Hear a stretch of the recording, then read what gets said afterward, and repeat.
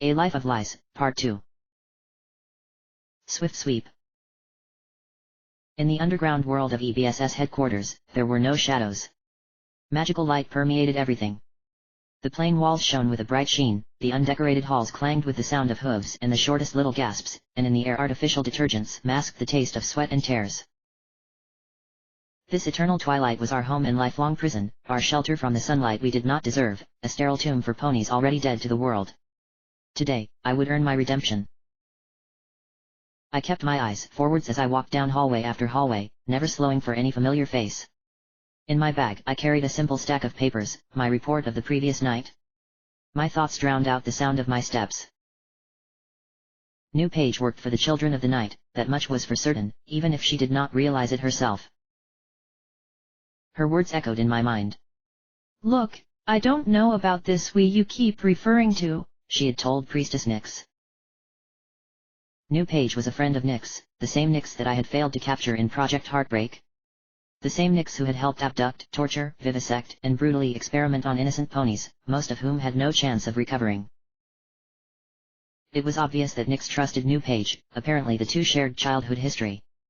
New Page could have been involved in countless cult activities without her even being aware of it. The best thing for her, and for all of Equestria, would be to apprehend Nyx and finally shut down the cult's entire operation. They were no more than parasites eating our Equestria from the inside, and this particular maggot had grown far too fat and painful to not be cut. If I had to destroy an innocent filly, no, not innocent, I reminded myself, to rid Equestria of the children of the night, then I would do it.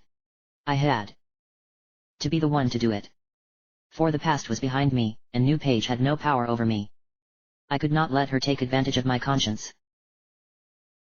3 floors underground in HQ, I had finally reached the offices dedicated to Project Heartbreak. Back when we worked on Heartbreak, I had spent entire weeks in these tiny spaces mulling over evidence and exploring our options before finally taking plans to Twilight Grotto. Now the place bustled with young faces I did not recognize, running about with papers of their own and yapping for the attention of their peers, dozens of puppies replacing our tight team of old dogs. A pair of puppies came around the corner, dragging a young mare, barely an adult, by her front hooves. Her head drooped forward on her slack neck, and though I couldn't see her face from her ruffled, patchy mane, I still heard her quiet sniffling. Blood dripped from thick cracks on her twitching front hooves. As the puppies passed by, a third came following them with a stone-cold expression and a red-stained vice clenched between her teeth. These kids had no idea about the truth behind the EBSS, they did not know the secrets that us old dogs kept. If anything, they just liked the power and the privilege granted to them by being part of the organization. They lacked the fire that drove the old dogs, just as they lacked our understanding of atrocities. Employees of livelihood and selfing cruelty, all of them. I may have liked to see monsters suffer, but these ponies would have tortured just about any pony for the mere excitement of it. The only old dog still on Project Heartbreak was, incidentally, a stallion that not even the rest of us liked. Riverflow always had the reputation of being a spiteful, self-righteous stallion, and he had a special disgust for me. The morning after the longest night, I had been the one to find him with his own spear piercing his throat, and it was my rapid intervention and call for help that ended up saving his life. Or prolonging the suffering, as he liked to put it. I always thought I saved the wrong stallion. While I did not like to grovel before River, he now led Project Heartbreak, and thus the search for Priestess Nyx and the supposed Prophet Nye, as appointed by Celestia. I had little choice but to present my findings to him. He would be the one to apprehend New Page, but he could never do it without my help. That would be enough for me, I thought. The door of the project lead's office bore his name, though under the hastily scribbled letters you could still make out the scraped remnants of Twilight Grotto. Grotto was, incidentally, the only pony that River still held a shred of respect for. A lone royal guard, that complete wimp of a new guy I recognized from the other day, stood beside the door. We greeted each other with a nod. When I raised a hoof to knock, he spread a wing to stop me. "Riverflow is busy and does not wish to be disturbed, sir," he said. "That's a shame." Throwing his wing aside, I barged in without knocking just to show that kid I could. Riverflow stood by his desk, leaning on it with his front hooves and scrutinizing several papers laid out in a disorderly fashion. He didn't so much as look up to greet his visitor. "Why are you wasting my time?" he growled. "And yours, for that matter. I thought you might like to hear something." Hearing my voice, he finally looked at me. He sighed before removing his hooves from his desk, then swept everything to the floor with a wing. What is it? I waited for the many parchments to settle and stop ruffling about. Stacks of papers stamped with the marks of eyewitness reports, interrogation results, and surveillance data filled the shelves and, for the most part, the floor. In the corner, a trash bin had overflowed with crumpled papers, the excess collecting around it in a pile. I assume the investigation is going well, I said. Yeah. Clearing his throat, he walked around the desk to come face to face with me. Would have been easier if we hadn't been given false data at the start. That's on you as much as it is on me, then. We were on Heartbreak together, if I recall correctly. He turned around without responding, going instead to rifle through a tray full of papers on the shelf. By his increasingly frustrated expression, and his lips parting more and more to reveal more teeth in his snarl, I figured he couldn't find what he was looking for. I could have sworn he was mumbling something under his breath, probably nothing too nice, though to me it came through more as indistinct groaning and throat sounds. He threw the tray over his shoulder, nearly hitting me in the head with it and sending all the papers in it flying. Then he went to search the one next to it. I'd be lying if I said I didn't enjoy seeing him struggle at least a little bit. Eventually he picked out a single piece of paper and slammed it onto his desk. This is your report, from your genius interrogation of Heavy Yoke. Now that was curious. I'd have bet my life I'd got through to Yoke. Are you saying he lied about Prophet Nye? No, I don't think that wretch could have lied. He was just flat out wrong. He bent beside the desk to pick up a sheet of paper he had swept off, then placed it beside the other report. Yoke said Nye would be arriving in Canterlot soon. We've been on the lookout and have indeed seen increased activity. Lots of youngsters washing up in the city lately. You've seen the kind. Cut marks on their legs, the moon etched over their cutie marks, the kind to buy 24 candles for no apparent reason. I might have seen a few loitering around, yes. Well, we've managed to catch a few of them, and convince them to give up information. Nothing that Celestia would ask about. He sent me a piercing look. I'm a cunning, pitiless monster now, just like you. Better than you. I breathed deep and swallowed the urge to deck River in the face. And Prophet Nye is real by all account, but it turns out he won't be coming soon. He's been here all this time. 4 months, possibly years. Watching, waiting, planning. And why, I asked, having learned this, didn't you bring Heavy Yoke in for a round of questioning again? River's eyes narrowed. We would have, had he not cracked his own skull against the wall of his cell the day after you were dismissed. Then what about his sister? Last I've been told, she was getting better. Couldn't you get anything out of her? She also died. How in Equestria? Nurse snapped, slit her throat. He shrugged. Told us one of the ponies the children kidnapped was her sister. We checked records and turns out that wasn't even true, the nurse just went insane. He looked around. Must be the lovely atmosphere. Before you ask, yes, we've dealt with her accordingly. Rubbing the side of his head, he pulled out a drawer and threw a stack of papers onto the desk. Interrogation reports. They keep talking about this progeny. Say she's the daughter of Nightmare Moon, and that she'll bring about her return, yada yada, doom and gloom. He gurgled, then spat a glob of phlegm onto the floor. Makes me sick. Point is, whatever they want, it's big and it's happening soon. I'd wager the summer sun celebration. He ground his teeth, kicking the side of the desk. I would have appreciated if your work hadn't set us off in the wrong direction. The summer sun? I asked. That was coming up next week. I grinned before I knew it, and the look of contempt in River's eyes made it all the sweeter. You look desperate. He stomped up to me and shoved me to the wall. At least I'm working, unlike you. His voice trembled with anger, making it even harder than usual to make out his words. While you're off watching a little girl, I'm trying to save all of Equestria. I pushed him off. Don't belittle me, River. Celestia saw it important enough to have the EBSS conduct surveillance on this mare. Are you trying to imply otherwise? Yeah, I bet your job is just as important as mine. He eyed me up and down with a sneer on his face. I see it's taking its toll on you. You look even worse than I remembered. Been having sleepless nights? What, bad conscience? Another word, another tiny prick.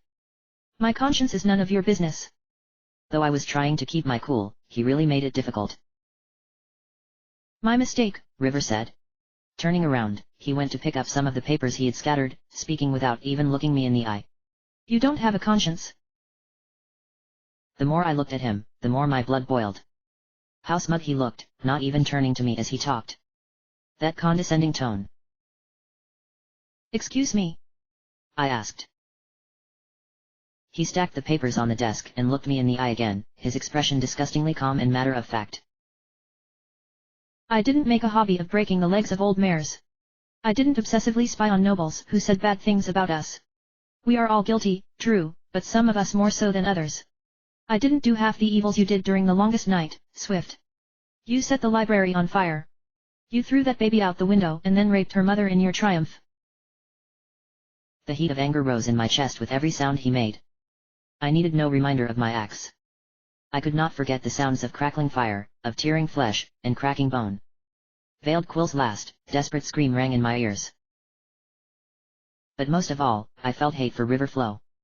All I could think about was kicking that bastard's head in, and how, if he could have read my mind, he would have used these very thoughts to justify his hatred of me. He stepped up before me, looking me up and down with a casual disgust, his nose scrunched as though he stood too close to an outhouse. I stiffened my legs, pressing them at the floor, and I froze up completely. I did not want to move, not even an errant twitch, lest I'd do something I'd regret, and I tried to show none of my frustration because I did not want to give him the pleasure. Just look at you, River said. You don't even feel bad. You don't care. You never have, and you never will, as long as the princess will be done. How dare you, I said through my teeth. I kept my hoofs still, but they shook with the impotent anger that frothed inside me. He chuckled, shaking his head. Don't even pretend. I know for fact you don't care. He slowly raised his chin, then touched the tip of a hoof to the scar on his neck, the mark of his suicide I had thwarted. You don't have a conscience, Crescent Strike. Hearing its name, the monster inside of me finally broke out of its cage. I shouted my rage as I charged River, grabbing him like he was nothing and slamming his back into the desk with enough force to leave a crack in the wood. He whimpered in pain, and I looked him over. So tiny and frail and pathetic compared to me. I could snap him in half. We'd all have been better off without him. I raised a hoof and readied to pummel his face into a pulpous mass. He didn't struggle. He lay completely still on the desk, his eyes holding nothing but a casual disinterest. He took one glance at the hoof that was about to cave in his skull, then looked back at me and flared his brows as if daring me. I didn't think he'd have minded if I killed him right there. Would have proven him right and given him a quick way out, a flawless victory for him, really. Or maybe he just knew I wouldn't do it. My shoulder went slack, and my hoof clopped weakly on the table. I stepped away and put my forehead against the wall. I heard River get off the desk and crack his back. You see, he began, that's why I'm in charge of Project Heartbreak. You're unpredictable, Swift. While you're chasing that filly, I'm going to find Priestess Nyx. I'll track down Prophet Nye. I'll catch every last one of their lunatic followers. I'll make them pay. The door creaked. Turning, I saw him holding it open for me. As for you, he said, pausing to look me over. You can rot. I needed a moment to be able to speak properly. When my heart calmed, I answered him. You're never going to find Nyx. I'll keep a seat warm for you in my new project. Then I walked out, but I couldn't help but turn back for one last thing. Or maybe TG should in White Wolf.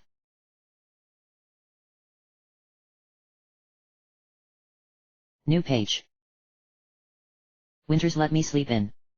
He had given me a quite luxurious bedroom for the night, complete with a humongous canopy bed with silky drapes and a calming smell I couldn't help but think was magical in origin. I'd need all my energy, Winters said, and told me to sleep well. In the meantime, he left to take care of a few important matters. I didn't ask. And how well I slept. Usually I had a difficult time sleeping even under the best of conditions, but that night in that room, I slept like a log. I couldn't remember the last time I felt so refreshed waking up. I spent the day with the children, getting to know a few of them. Mostly it was just Winzig and Zeus, though. I took quite a liking to the colt, and he to me. But of course, I couldn't stay with them forever. I had more important things to do. Winters came back in the early hours of evening, just after sundown. We had gathered in the upstairs hall. Keen helped replace the table with one from a different room, but quickly left to attend to the children as he put it. That left me with Winters, Flora, and Schweigen upstairs. We all huddled around the table as the great prophet laid out his plans. Winters put a large roll of paper against one end and unfurled it across the entire desk. It appeared to be a hoof-drawn map of some sort, showing a labyrinthian cavalcade of great rooms and twisting corridors, with scribbles and tiny arrows dotting its surface. Large sections were marked with question marks or left outright empty. This is the star swirl, the bearded wing of the archives, Winters explained, or what little of it we've managed to piece together. This is merely the first floor. From what we can tell, there is a hidden section underneath that, unfortunately, we have little to no information on. By all accounts, though, that is where the soul gem is kept. I put a hoof at the main gates. How do you even plan on getting in? This has got to be the most secure place in all of Equestria. Celestia has it guarded better than herself. I dragged my hoof across the long corridor leading to the wing. This is the only way in, and you've got dozens of guards patrolling every inch. Then there's all the spell locks on the gates and who knows what else. But that's just it, Flora interjected. The wing is filled with secrets that Celestia wants hidden forever. Things she wants absolutely no pony to see. She leaned in with an expectant look in her eyes, though I didn't know what to make of it. There are no guards inside, Paige. If we get in, it'll be a walk in the park. Really? I asked. That's the big plan? Just get in undetected, and then it's easy? Kind of a big leap. To that, all the others exchanged knowing looks and a few sly smiles. Evidently they knew something I didn't. Schweigen walked to the back of the room, to the blue curtain covering the wall. He took the drawstring in his mouth and pulled. As the curtain parted in the middle and began receding, I crossed my legs awaiting the great revelation. From behind the curtain, an image of myself stared back. It was a giant mirror that covered the entire wall, entirely unremarkable in itself, save for its size. Oh, and of course, Winters had no reflection. A series of gems studded the mirror's upper edge, diverse in all colors and growing in size towards the center, with one large ruby crowning the mirror's crest. Now, I did not know the first thing about magic, but I had worked with enough enchanted gems to gather that this was no ordinary mirror. Schweigen smiled. I only finished it a few days ago. That's 7 years of work right there. Of course, none of it would have been possible without your help. I took a few cautious steps towards the mirror. So, what does it do? Flora stepped up beside me, sending a wink. I'd better show you. She closed her eyes, pointing her horn towards the ruby atop the mirror. Her magic swelled, making the air around her pulsate and her mane swirl with it. After a moment, even I began to taste magic's sharp, bitter twinge on my tongue. Her eyes snapped open, irises lost in blinding white light. At first her pupils were pinpricks, then they slowly dilated to an unnatural size. She pointed a hoof at the mirror and spoke through a trembling throat and chattering teeth. Watch TCH. The magic that surged from her body appeared to warp her voice, it didn't seem to align with the movement of her lips, and her words were distant and echoed as though carried by the wind. Every sound seemed to come from multiple directions and as many different mouths all whispering the same thing. H here it C comes S. The ruby at the mirror's crest burned with ethereal fire, and the mirror's image whirled and rippled like the surface of a pond disturbed by a falling pebble. Lines blurred and colors drained from the edges to the center until its entire surface was matte gray. A crack appeared at the center. In a second, it dilated just as Flora's eyes had, and through the aperture I glimpsed a great canopy bed. Through the mirror I saw the mirror where I had slept the previous night, downstairs. See, come on, said Flora, walking slowly to the portal, magic still engulfing her horn. She felt for the hole in the mirror with the caution of a blind mare, then stepped through one careful hoof at a time. Once on the other side, she turned to me with a smile, extending a hoof back through the hole. There's nothing to be afraid of F. I gave Winters a glance, and he nodded reassuringly. I took a deep breath, then I took Flora's hoof, crossing the threshold.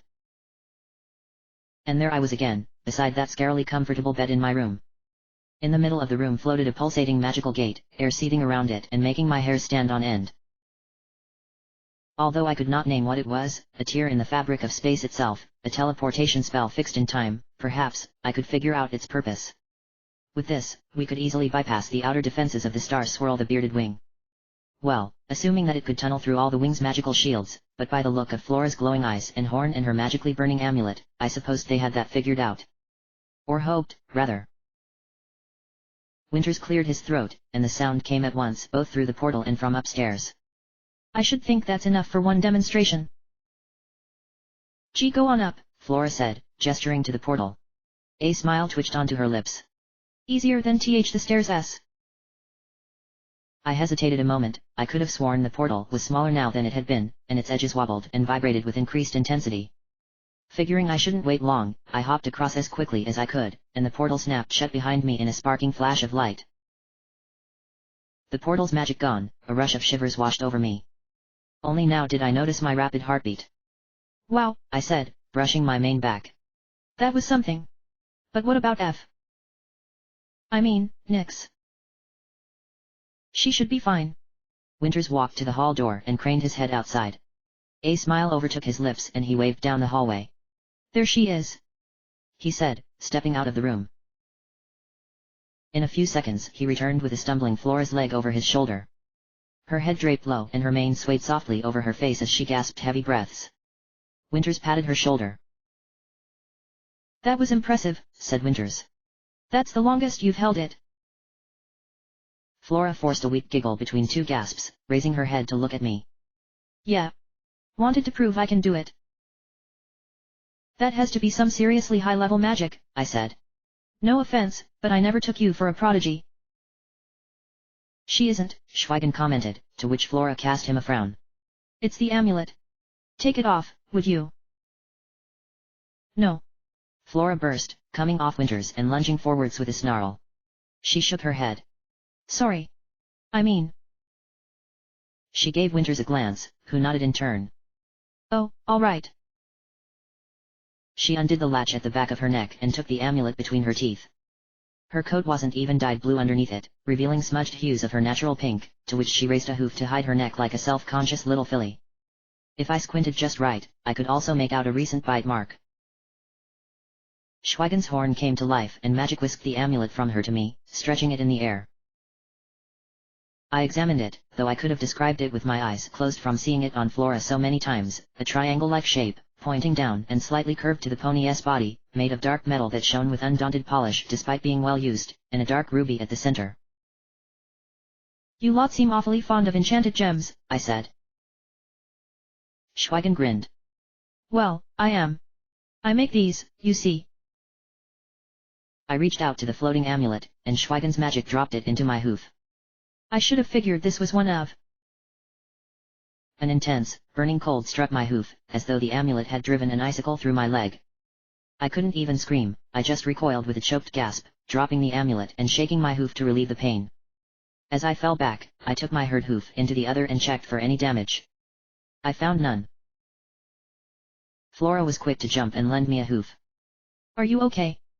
Behind her, Schweigen and Winters exchanged a quick, conspiratorial look. What was that? I snapped, looking them over. Stars, my head is throbbing. What's in that thing? Flora picked the amulet up, and she didn't flinch at it. You think you know this amulet, said Winters, but you don't. Try taking a deeper look at it. Flora held out the amulet, and I peered at it, making sure to keep my distance and not to touch it again. There, inside its dark red gemstone, I noticed something I never had before. A little patch of black, uneven, amoebic, tiny veins spreading like cracks and receding at random. The longer I stared, the closer I inched. It was mesmerizing. What is it? I asked. A piece of the past, Winters said. A lock of Nightmare Moon's mane. It's from the longest night, Schweigen said. When Nye presented it to me. I've never worked with anything like it. Even this tiny fraction of Nightmare Moon holds powers beyond imagining. Winters took the amulet from Flora's hoof, breaking my concentration. That's when I realized how close I had got to it, a little more and I could have taken it into mouth myself. And you, new page, said Winters, you have a special connection to Nightmare Moon. Remember what we read? The chest that contains the last unbound splinter of Princess Luna's soul opens to none but Princess Luna or her night guards. This is why we need you. He grabbed my hoof and pressed the amulet into it, clutching with his so that I couldn't let go. 1,000 icy pinpricks stabbed my hoof as the cold snaked from through my leg into my chest and head and my very mind. Winter's red eyes stared into me, and I found myself transfixed. You may choose not to believe me, but I believe in you. He leaned closer, I leaned closer. I believe you can open the chest.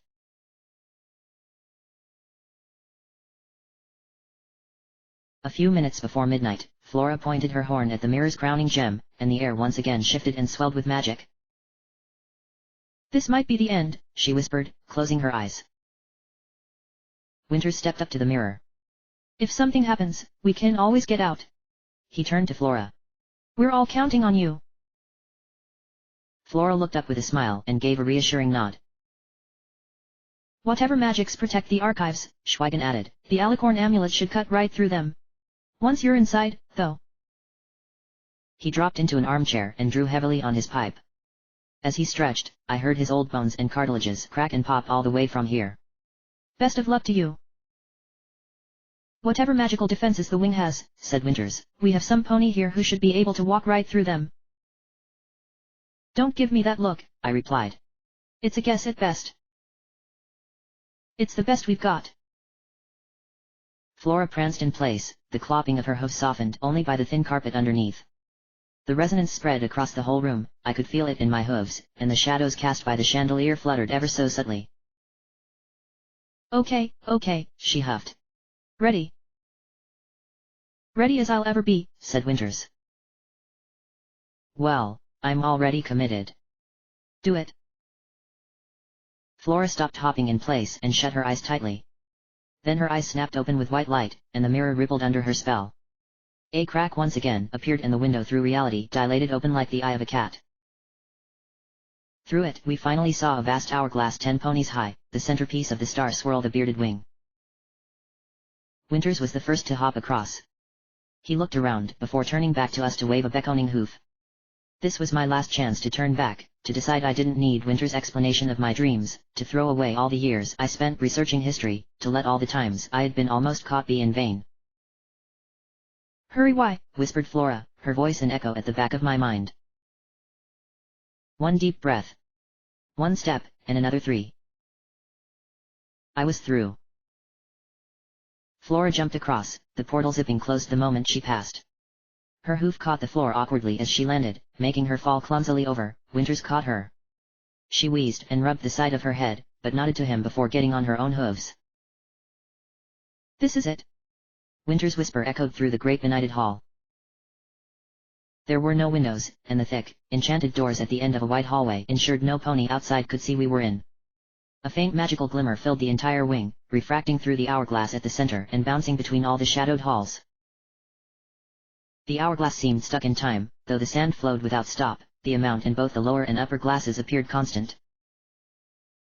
Any way I looked, more hallways spread, lined by shelves of grimoires and scrolls, a goldmine of forbidden knowledge in itself, but this time I wasn't here to take any of it. While Winters had predicted, correctly, by all account, that there would be no guards outside, we still couldn't be sure whether the wing had other means to expel unexpected intruders. Still, for all the grand defenses outside, the squadrons of royal guards, the spell locks and magical barriers, the wing looked altogether peaceful and, if I hadn't known where we were, unremarkable. Just another library. I couldn't help but wonder how Celestia kept the place organized, given that she didn't want any pony inside. I couldn't picture the great princess hauling all these books around herself.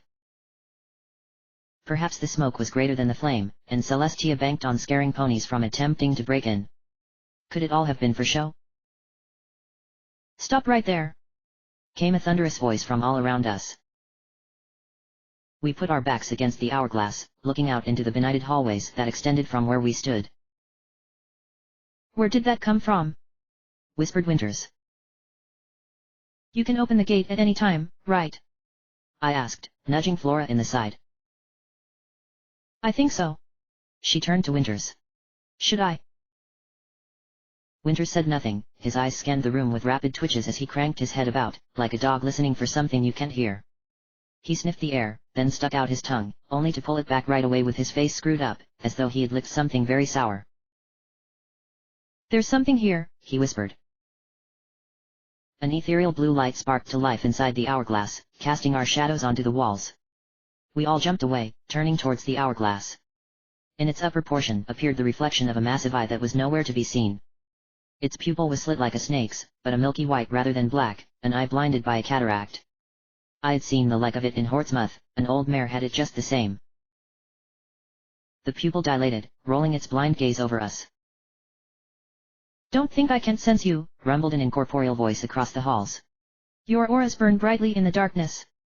The eye's reflection moved across the glass, looking at Flora. You are not the princess. You are not Star Swirl. Explain who you are. Turning to Winters, the pupil shrunk to a single line. Tell me why I should not rip you limb from limb, demon. I'm opening it, cried Flora, rubbing the base of her horn with one hoof and smacking the amulet with another. Her face contorted with exertion and she clenched her teeth as she willed her horn to come alive. A bolt of lightning arced from the ceiling and struck her horn, throwing her into the nearest bookshelf with a crash and a pained yelp cut short. Cease, rumbled the disembodied voice. One more move, and the princess will find only charred remains. My heart pumped. This thing, whatever it was, had us in its power. Think.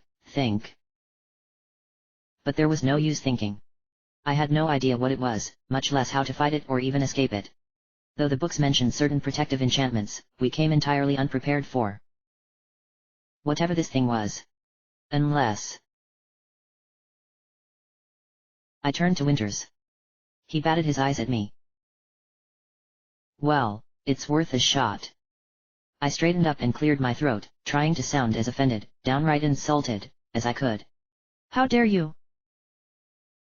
The eye zapped across the glass to look at me. How dare you treat your princess like this? I asked. The pupil dilated slowly. El Luna, stuttered the not-so-mighty voice. I immediately felt the widest grin I ever had, and, I think, ever would.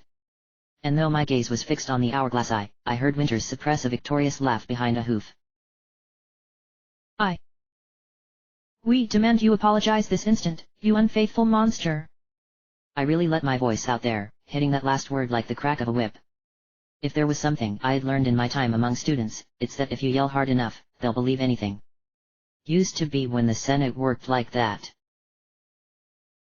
The eye disappeared from the glass in a flash of blue. In another, a little Pegasus filly appeared in front of me, half my age at most. She was green all over, and her coat glowed an ethereal blue, little sparkles floating gently into the air like sparks from flame. She stepped closer slowly, meekly, and squinted her blind eyes at me.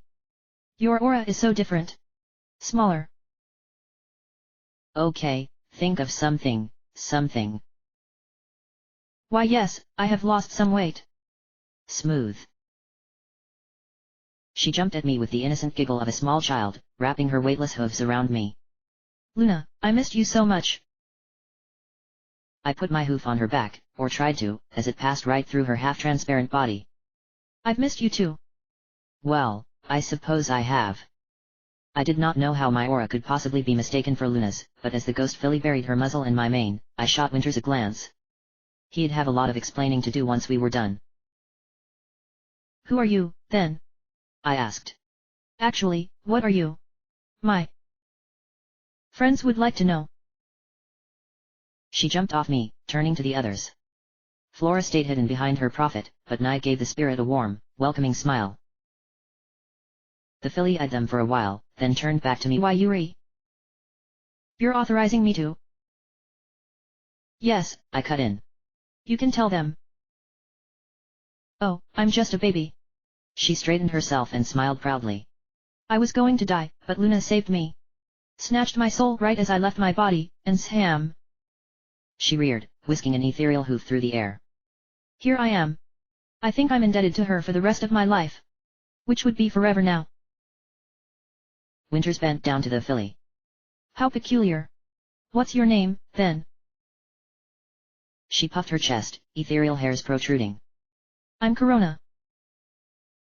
Hello there, Corona. He extended a hoof, and Corona tried to take it, though hers passed through his. She frowned before biting the tips of her hooves and chipping away at them a bit. When she offered her hooves again, they solidified. She shook Winter's hoof with both of hers and gave a proud grin. Pleasure's all mine, sir. Sorry about that earlier, by the way. Hope this form's not too scary. I've been really practicing this whole intimidating thing. Roar. That little roar ended in a fit of giggles. Oh, you got us good. Isn't that right? Winters turned to Flora, who was still standing in the back, shaking.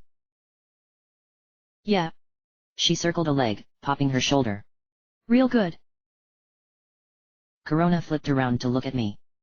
It must be even like, a whole year since last time. Star Swirl said you would be away for a while, and it got so lonely. Celestia gets very grumpy when you're not around, and she never visits. Boring in here all alone. A whole year, hey. I rubbed the back of my neck, suppressing an uncomfortable giggle. I glanced towards Winters, who shook his head. Yeah, let's not tell her. Well, I'm here now, that's what So how were the Griffin Kingdoms? Star Swirl said you went to the Griffin Kingdoms. I gulped, none too subtly. Nice. They were nice. A little too carnivorous for my taste. Hey. Corona yelped. I take offense to that. Sorry. I figured it was best not to press that matter further. Say, Corona, I began. I'd love to chat, but I'm actually here for a reason, and I'm pressed for time. Could you help me out a little? She snapped to attention and saluted. Anything. A while ago, I gave Star Swirl a piece of my own soul. I heard he brought it here while I was in the Griffin Kingdoms. Do you, by any chance, know where he put it? Oh, that thing. She skipped over to the hourglass and spun around, pointing her tiny hoof down a hallway. Straight up till you hit the wall, cross the lightning gate, twice to the right, down the stairs 2 floors, 1 right, 2 lefts, past the sun furnace trap, open the triple combination spell lock and you're there. Wow. I looked at Winters and Flora. Winters batted his brows and grinned, Flora shrugged. I turned back to Corona. You wouldn't happen to have the keys?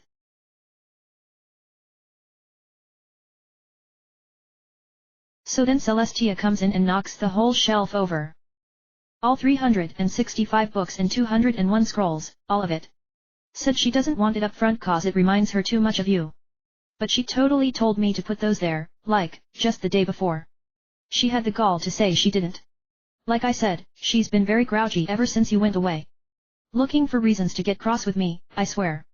Anyway, she came back later to apologize. Oh, she must be so glad you're back. You have told her you're back, haven't you? You wouldn't come to me first, unless... Corona stopped in her tracks for an excited gasp, more out of habit than actual need, I supposed. Unless I'm more important. Oh, Luna, I wouldn't. She jumped at me, hooves wide, only to fall right through my body. All I got out of it was a shiver. Ouch. Anyway. She hopped in front of us, placing a hoof onto the massive, enchanted gate before us. This should be it. It took a while for all the magical bindings to dissipate from the door. Lights danced across it in patterns of hexagons and pentagrams and all kinds of runes, making whistling, tinkling sounds of music and ear-piercing noises of scraping metal. Finally, a wave of magic washed over the great gate, all its lights winking out. The gates parted and creaked open, revealing a chamber on the other side. Flora, Winters, and I gave a collective sigh of relief that we got in. And that Corona stopped talking for just a minute. The chamber beyond was enormous, its sheer vastness enough to stop me in my tracks. Winters had to nudge me in the side to snap me out of the shock. We all got in, and the gates shut behind us with a great slam, the echoes lingering in the chamber. Being in the room was like standing in the inside of a massive globe of stone, the only relatively flat surface was the floor, although even that had a gentle decline towards the center. The room had to be bigger than even the room of twin thrones in the palace. Curved pillars lined the walls, glowing glyphs and magical markings covering them and meeting at the center of the ceiling. 3 steps of stairs led up to a podium at the middle, from which a pedestal sprouted, itself about as tall as myself. On top of it rested a gilded, red pillow that cradled a crystal orb, a swirling, shifting ball of blue magic surrounded the composition. Winters leaned to my ear. You know, he whispered, when I read container, I pictured something more physical. Corona took off, flapping her tiny wings to come between us and the pedestal. She put a hoof up. Right. No closer. No closer. I asked back, raising a brow. Celestia was very strict about this. Said I shouldn't even let her touch the thing. As princess, I overrule that order. Let me through. I stepped forward, to which Corona put her freezing hooves against my chest and pushed me back, beating her wings as fast as she could to keep me at bay. And no. Sorry. Can't do that. I just can't, Celestia would be mad. Flora leaned in. Celestia actually told us we can take it. Corona flew into her face, pouting. So what was that about overruling, Mrs. H. Hey? While she was busy with Flora, I sneaked onto the podium. Now Corona grabbed my tail and yanked me back. No touching the soul gem. She squeaked. I mean it. I turned and looked deep into her blind eyes, mustering the most disappointed look I could. I need to take this, Corona. I come back after all these years, and you won't let me. She clopped her front hooves together, eyeing them and descending slightly. I know, Luna. You. I could just summon Celestia and ask, but she hates it when I bother her. Oh, that won't be necessary. I can take this, trust me. It is too necessary. Her wings carried her the other way as she put her front hooves against her temples, and began rubbing. Princess, princess. No, stop. She turned back. Aha. Why are you so against it, hey? She flew closer, putting her forehead against mine. What's up with your aura anyway, hey? Why's it so dirty? Weight doesn't even affect it. Or not this much, I know. What's wrong with you, Luna? Behind Corona, I saw Flora tip hoofing up the podium. Wrong with me? I asked. What's wrong with you? Why won't you let me take it? She sighed, hanging her head. Ah, you're right. You were there when I broke my leg, after all. Yeah, I said. So please, stand as. I never broke my leg. She screamed. I broke my wings. Luna would remember that. Flora touched the whirling ball of magic, only to recoil as a bolt of magic shocked her hoof. Corona spun around and flew into her, ramming her off the podium. Seizing the opportunity, I rushed for the pedestal as well. Before I could reach for the soul gem, Corona flew back and shoved me away, too. Enough. She roared with a thundering voice that could not have come from a filly. What's my full name, Luna? What's my full name? I ground my teeth. She narrowed her eyes. I couldn't answer that, and she knew it. Nix. I yelled as I bolted to the right, circling the pedestal. Corona tailed me through the air, and Winters and Flora ran after both of us. Although only I could touch the soul gem, if Winters' theory was right, I could still use their help. If Corona solidified her ethereal body to push us, I figured we could shove her in kind. All the others had to do was get her off me in the right moment. You liar! She roared, making the stone walls of the chamber tremble with her voice that grew deeper with every word. Cheater! Thief! Monster! As I ran, I felt a strange pressure grip my chest. But Corona wasn't anywhere near me, and she wasn't nearly big enough to grab me like that, so I had no idea what I was feeling. I didn't have time to ponder as the invisible force lifted me and threw me against the wall. I hit the floor with a resounding smack, before seeing Flora and Winters land beside me as well. As I got onto my aching legs, I looked around for Corona, but she was nowhere. From thin air came a powerful, deafening roar. It was a roar I recognized, though not one that I had ever heard before, one ingrained into all ponies as a primal fear and recognition. A roar that cut into the very bone, one that made even the bravest warriors keel over with sheer terror. The sound of an inevitable, impending, insufferable death. Upon the podium at the center, blue light swirled. Slowly, it solidified into a definite shape, not one of a harmless little filly this time, but something much larger and far more vicious. A pair of clawed feet to stand on, a thick body glistening with emerald scales, a pair of talons and spine-covered wings, and finally the fire-breathing mouth of a furious dragon. It was nowhere near full size, a small child by dragon standards, but it still stood far taller than any of us while easily boasting our combined width. So this is the thing whose soul Luna found it in herself to save. Celestia will be here soon, Corona said, huffing smoke and coughing ash that dissipated before reaching the floor. She'd love to question you. She stomped, making the room quake. But she won't. Her maw bulged then shrank, and she jerked her head forward to heave flame. I jumped up, flapping my wings with all my might to get away from the heat. Behind me, the very stone wall erupted in devouring flames. Though I dodged the brunt of it, a stray spark caught my wing, burning through my feathers and charring my skin before going out. I couldn't hold myself in the air for long. I landed badly, tumbling to a stop. When I looked up, Corona's poised talon was above me, ready to strike.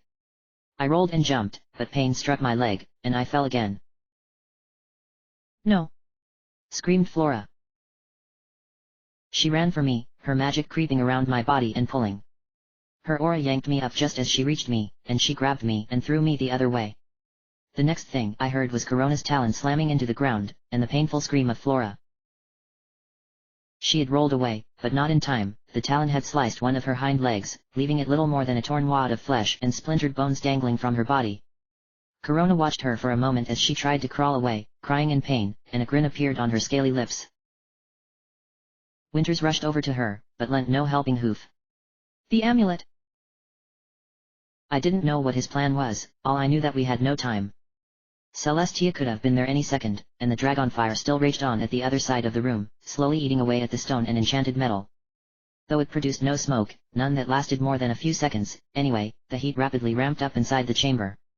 The whole place could have collapsed within the moment, for all I knew. Hey! Shouted Winters with Flora's amulet strapped around his neck. Corona looked towards him. Listen to me! I ran around Corona's back to reach Flora. She curled up, squirming and biting a hoof to suppress the pain. Are you okay? I asked. Of course she wasn't okay. I still felt right asking, for lack of anything to do. She clenched her teeth and nodded towards Winters. He walked right up to Corona and stared the dragon down. Takes a monster to defeat a monster, I figured. But what's he doing? He isn't even a unicorn. The air around Winters began to seethe, blowing his mane and waving his coat as the amulet's magic engulfed him. His red eyes started glowing, and an expression of horror dawned on Corona's face. I couldn't guess what she saw in him, but it had to be quite something. You don't serve Luna, Winters stated. You serve no princess. You don't answer to Star Swirl. You belong to me. Corona shrunk back like a scared puppy, her blind eyes still set on Winters. She raised one talon to shield her eyes, but her other, twitching talon grabbed it and pulled it down. The glow of Winters' eyes intensified, engulfing them completely in red-hot flames. You do as I tell you. Corona's fangs chattered, and she shook her head. Her corporeal form gradually turned transparent again. I can't allow you to tell Celestia about us. So listen to me, spirit. He stomped, and Corona trembled like a misbehaving child at the sight of her father's belt. Kill yourself. Corona squealed, but she could not stop herself. She bored one of her talons into her own temple, and clutched her lower jaw with the other, and pulled, all throughout staring at Winters, eyes begging for mercy.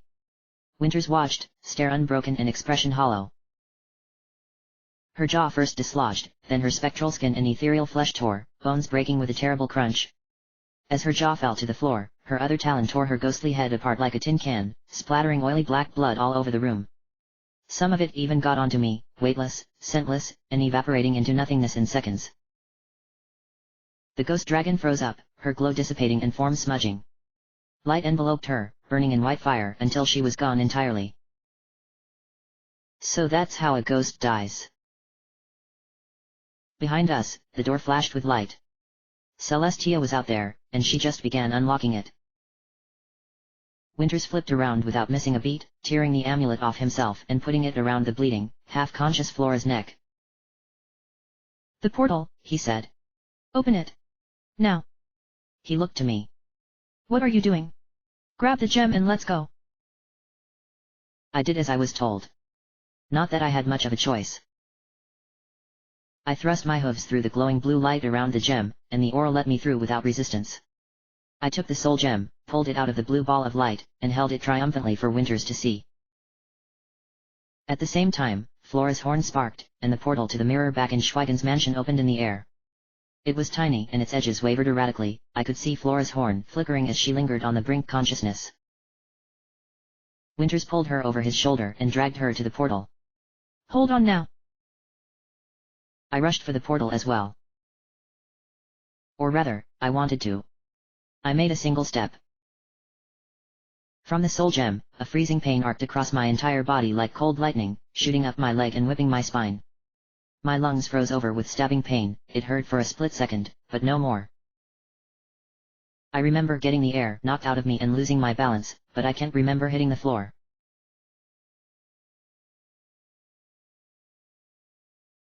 Swift sweep. Though I spent the night watching New Page's empty apartment, even I heard the crash. Half the mountainside collapsed when something apparently went wrong in the lower sections of the archives. The city remained unharmed. That underground chamber was far enough away that its caving in didn't affect the rest of Canterlot. That was little consolation, though. I knew the children of the night were going to hit the archives. I chose not to warn any pony, instead casting those records off the mountain when no pony was looking. Celestia was going to have my head for this. Still, I didn't mind. Maybe this was what Twilight Grotto felt when he was reassigned to White Wolf. A kind of contentment. I'd much rather have had Celestia make an example out of me than let her do the same to an innocent filly. Or that's what I told myself. The swelling dust of the collapsed mountain lingered above the city and blotted out the rays of the rising sun. Knocking. Lullaby had arrived. I opened up, fully prepared for the verbal lashing I was going to receive. She had to have figured out what I did, or rather, how I didn't give River that report. Hey, she said, walking in and throwing her saddlebag into the corner. She cocked her head towards the mirror. Still not home. Still not home. She shrugged, dropping into the chair by the mirror. Oh, by the way. She pointed back with the tip of her hoof without turning. Your thing arrived early last night. Before the other thing happened, so lucky that it's in the bag. My thing. She craned her body to turn around, drooping one leg over the backrest. You know, from the archives? You asked them to look into New Page. Right. I turned to sift through her bag, suspicious that she still hadn't unleashed a tirade at me. Talk about dropping the ball, she said. When I looked, she was again looking into the mirror rather than me. Those guys knew they were coming and they still couldn't protect the archives. Good thing we won't be the ones to deal with the fallout. Good thing. I took out the file marked bookworm and stamped with the archive symbol. The file seemed even thinner than I had expected it to be. So. I'll just be going. See you when I see you, Lullaby replied. I made a cautious step towards the door. No response from her. I put my hoof on the knob. You still there? She asked, eyes still set on the mirror. Just going. I left quickly and without looking back. I didn't run, would have been too suspicious, I thought. Still, I walked with hurried steps, all the way to the stump of a cut-down tree in a scarcely used alley. I sat down there and opened the file. The first thing I found was a tiny note. I know you didn't tell him, you grimy wick deed. But your secret is safe with me. For now. L. I rubbed my forehead. Oh, Lullaby. I put the note aside, looking through the rest of the papers. Not that there was much to look through. Some of it I had already known. The body of an infant fitting my recollection of the baby New Page had been found during the clean-up following the longest night. Her mother Veiled Quill never reported her child missing or deceased, however. After she was let out of the hospital in near satisfactory condition, her trail almost entirely vanished too. She appeared in a number of towns as a passing mention here and there, apparently making her way northwest. Though as time went on, reports of Veiled Quill became rare, being gradually replaced by mares of various names fitting her description. And expecting. It seemed that she started lying about her name when her pregnancy became readily apparent. She never stayed in the same place for long, either. She'd live on the streets, begging passers-by for food or shelter, using her bulging belly to sway emotions. Occasionally, she'd offer to be a maid or tutor to children in exchange for little to no pay above a warm bed and a bite to eat. A kind of mysterious, traveling saint. Had she not changed her name every time she entered a new town, she might have developed a reputation. There was one report of a mare much like Veiled Quill, apparently with a newborn baby, signing on to serve a noble, doing menial chores around one of his rural mansions. By the records of regular pay, it appeared she stayed there for an extended period of time. The child, a baby filly, was nearly a year old when she left. And then, finally, Veiled Quill appeared again, with a filly she claimed to be almost 2 years old, in the distant mountainside town of Hortsmouth far in the northwestern corner of Equestria. That could not have been right, though, by the date, her new foal had to be nearly a year younger than she claimed. The foal's name? New Page. Nothing about this made sense. Not unless... I flipped back and forth between pages, checking all the available pieces of information against each other. By the baby's approximate birth date, her conception could easily align with the longest night. I sincerely doubted Veiled Quill and her husband would have taken the time for intimacy during the longest night, especially with a baby already there. In fact, the husband had to be on duty, and Veiled Quill was not a mare to get around. A thought struck me. But night guards couldn't. An insane, impossible thought. Why else would the elusive priestess Nyx herself come out of hiding to court a no-pony like New Page? And I realized, in that moment, who this progeny was about whom the cultists whispered. But Veiled Quill needed to be mad too. Was this why Lullaby didn't turn me in? Dear stars.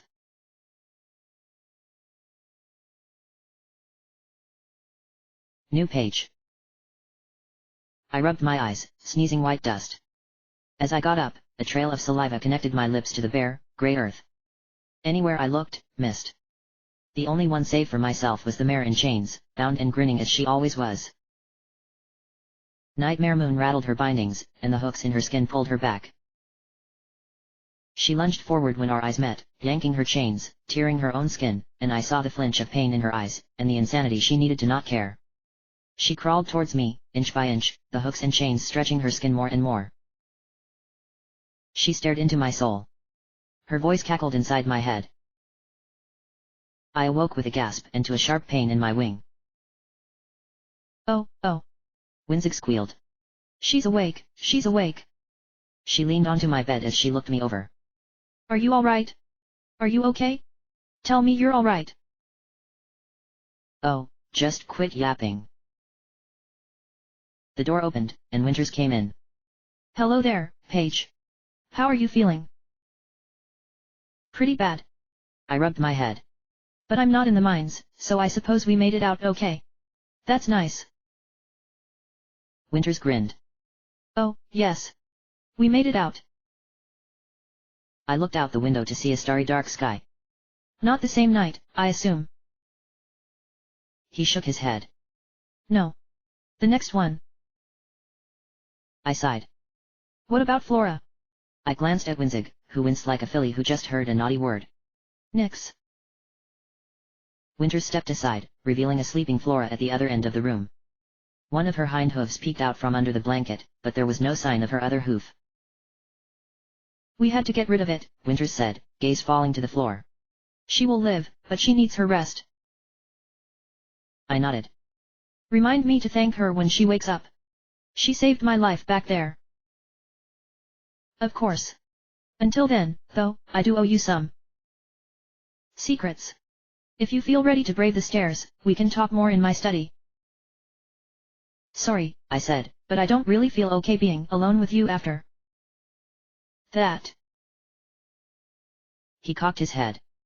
After what? What you did to Corona.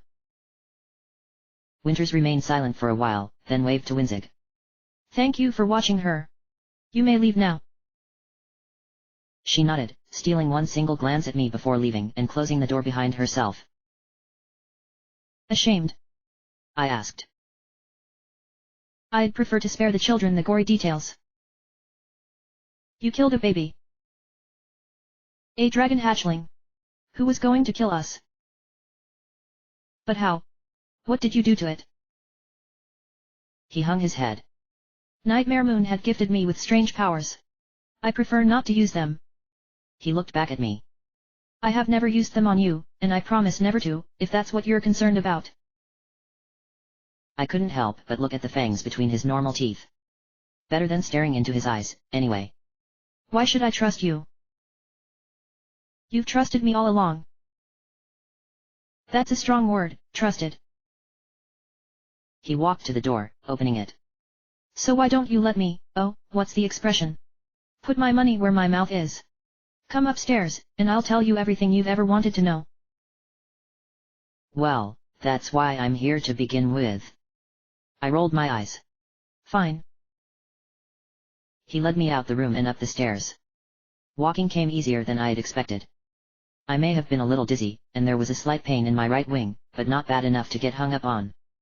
I just wanted to get this over with.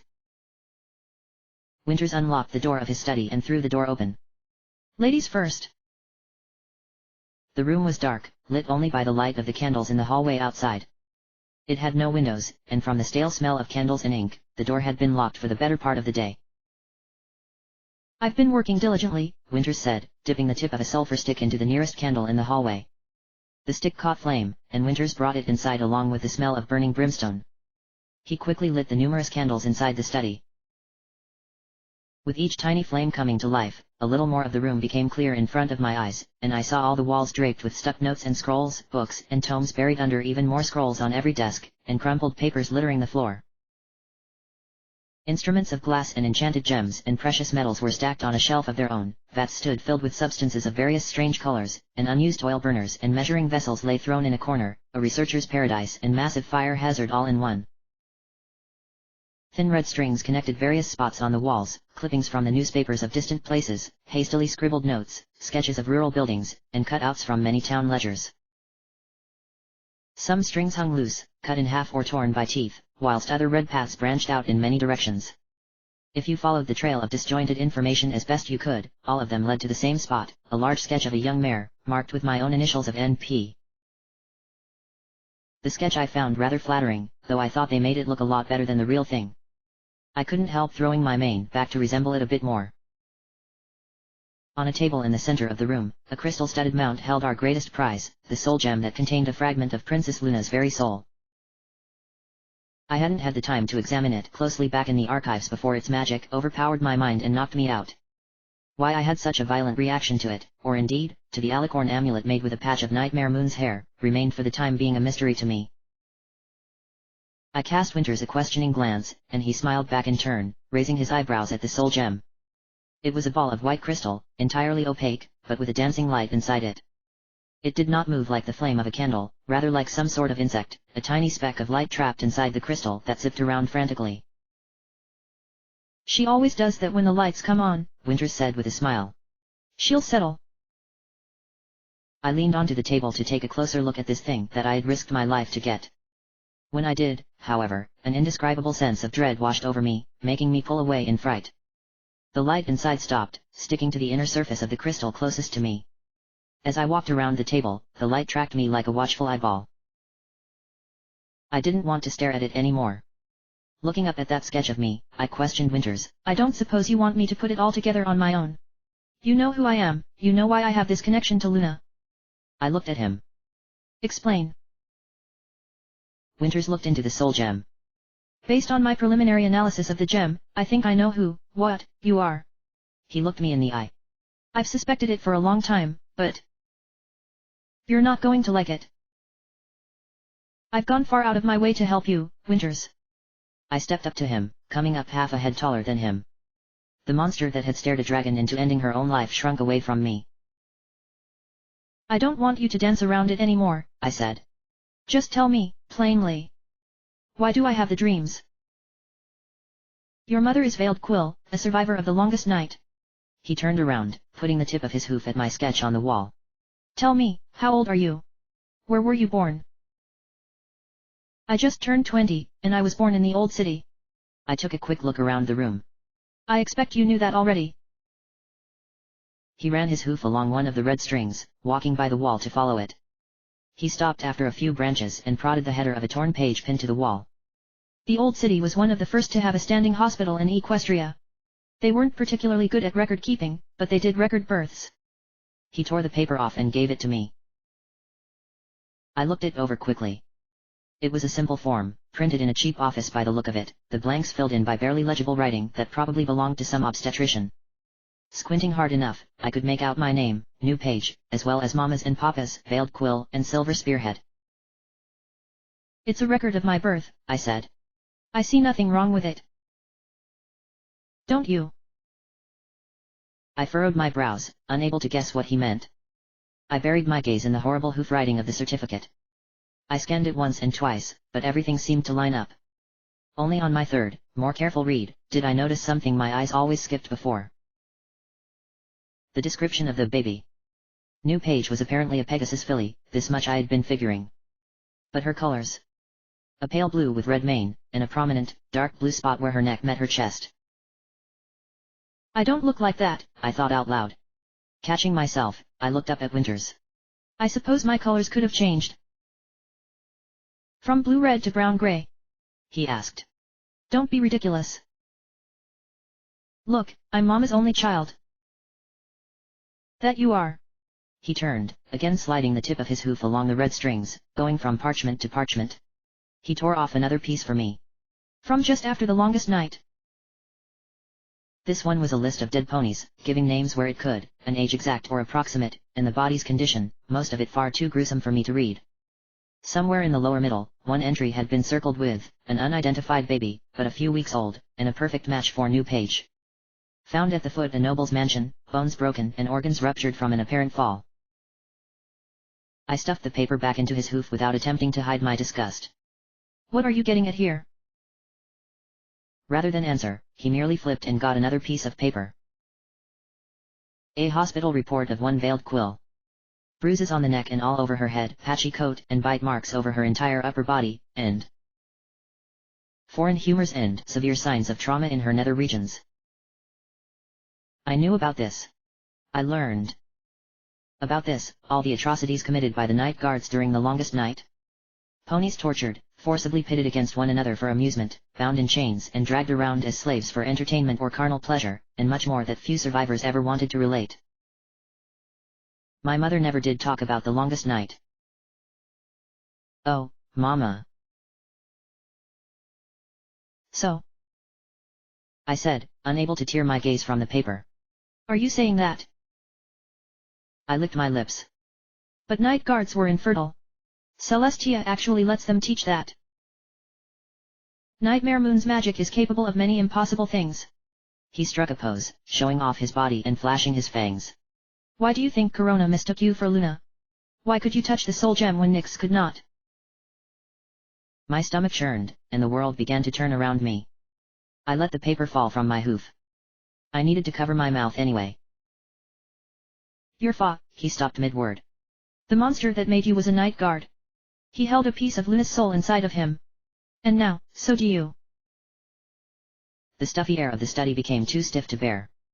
I gasped and did my best to keep breathing, but the world spun on. I rushed out of the room, falling against the wall of the hallway. The air was a bit better there. I brushed my mane out of my eyes. This is why you have the dreams, came Winter's voice. They are not dreams at all. The mare in chains is no figment of your imagination, but Nightmare Moon herself. It is her soul, locked permanently in the moon, unable to speak, to act, to live. I felt a hoof under my chin. Slowly, Winters turned me towards his eyes. When you dream of her, it is that tiny, infinitely diluted part of Nightmare Moon's soul still inside of you that is trying to reconnect. It bangs on the glass, desperate to reunite with its former self, and Nightmare Moon bangs back. But sheer force of will is not enough to break the shackles created by the elements of harmony.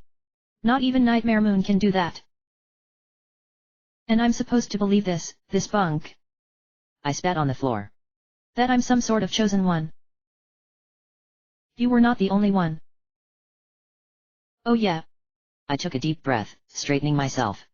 So why me? He turned, walking back into the study. After a little hesitation, I followed, paying attention to keep the door wide open. I've spent 15 years looking for your kind, Winters said, pulling out a drawer stuffed with papers. He rummaged through, then gave me a bunch clipped together. It took me 5 to even confirm my suspicion that ponies like you exist. But I was too late. Just as I brought the stack of papers to my eyes, Winters reached to flip through them, pointing his hoof to the middle of the last page. Born after a failed abortion, Ariel was given into state care. She could never walk, never spoke, and ended her own life not long after her 7th birthday. He sifted through the drawer below the previous one, and took out a solitary piece of paper and put it in my hoof. A report of a disfigured baby, he read, born at just the right time after the longest night. Note the half-formed leathery wings, the oversized ears, and the popping eyes with slit pupils. He took the paper back and stuffed it into the drawer again. She died without a name on her 2nd day. He pulled out the lowest drawer, and gave me one last stack of papers. Ruby Shine was born a healthy Pegasus to a family willing to welcome her. They knew who the father was, but dared not reveal it for the good of the baby.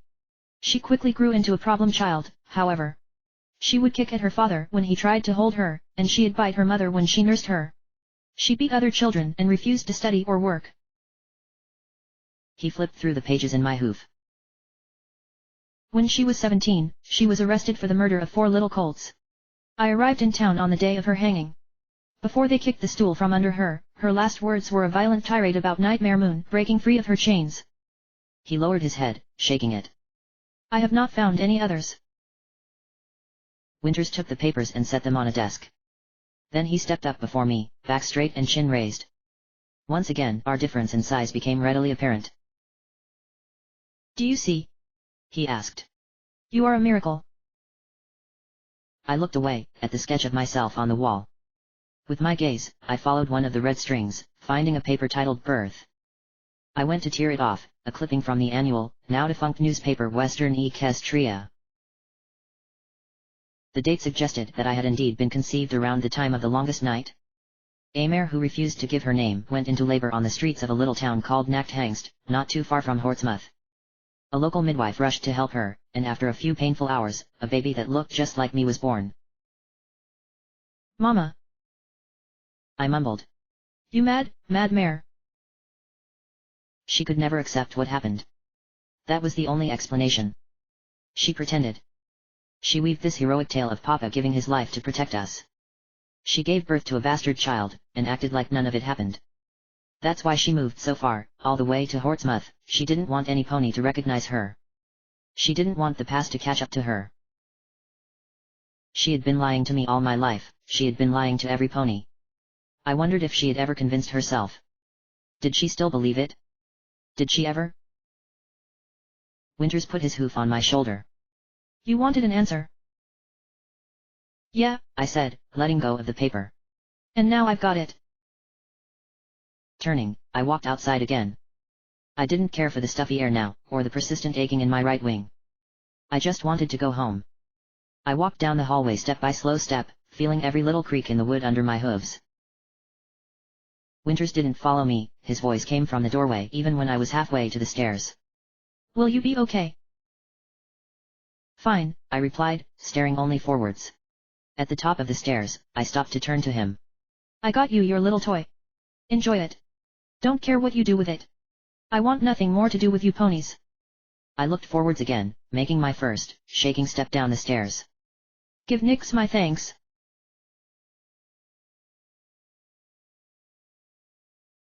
Straight mare, funny mare. Princess Luna. It was late at night, and the stars were blocked by dark clouds. Even the moon didn't shine through.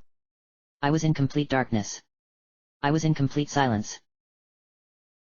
But I was not alone. I could tell. I felt her eyes on me.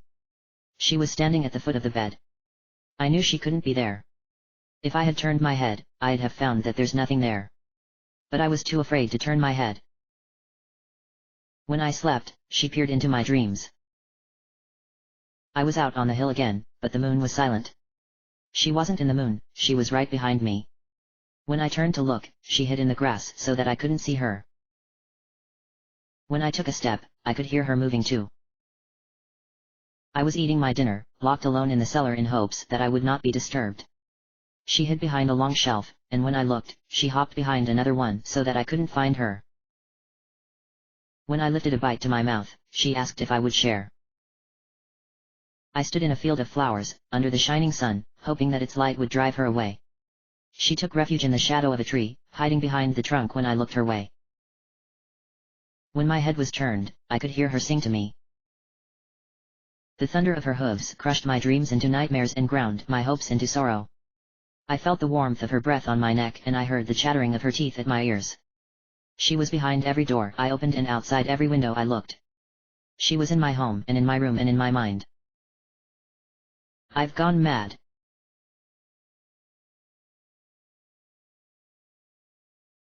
New page. I brought a candle from home so I wouldn't have to mess around with the tinderbox at Papa's grave.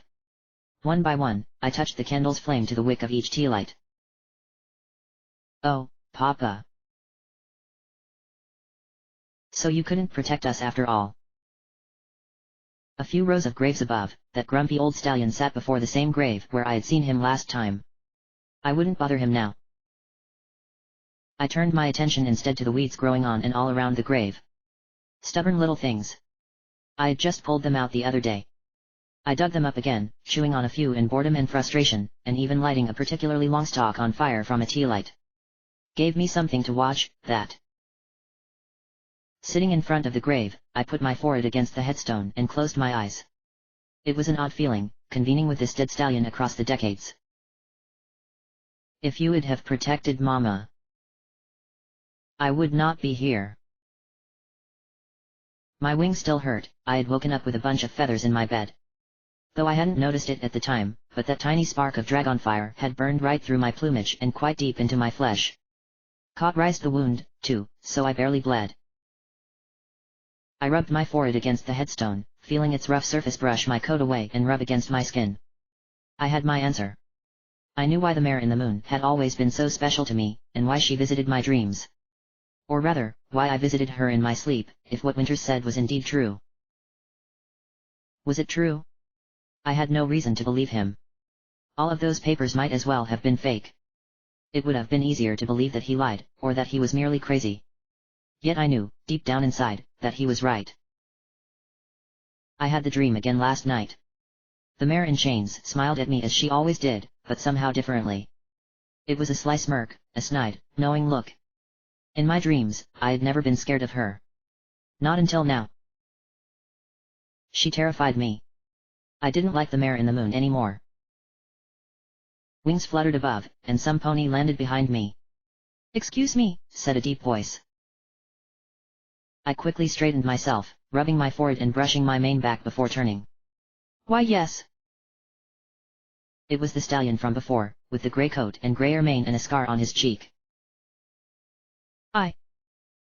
He began, but stopped.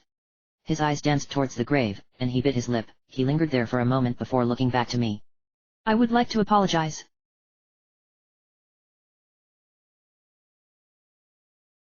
Swift sweep. New page took me to the pristine Pillars, some run-down tavern in the poor part of the city which had clearly seen better days.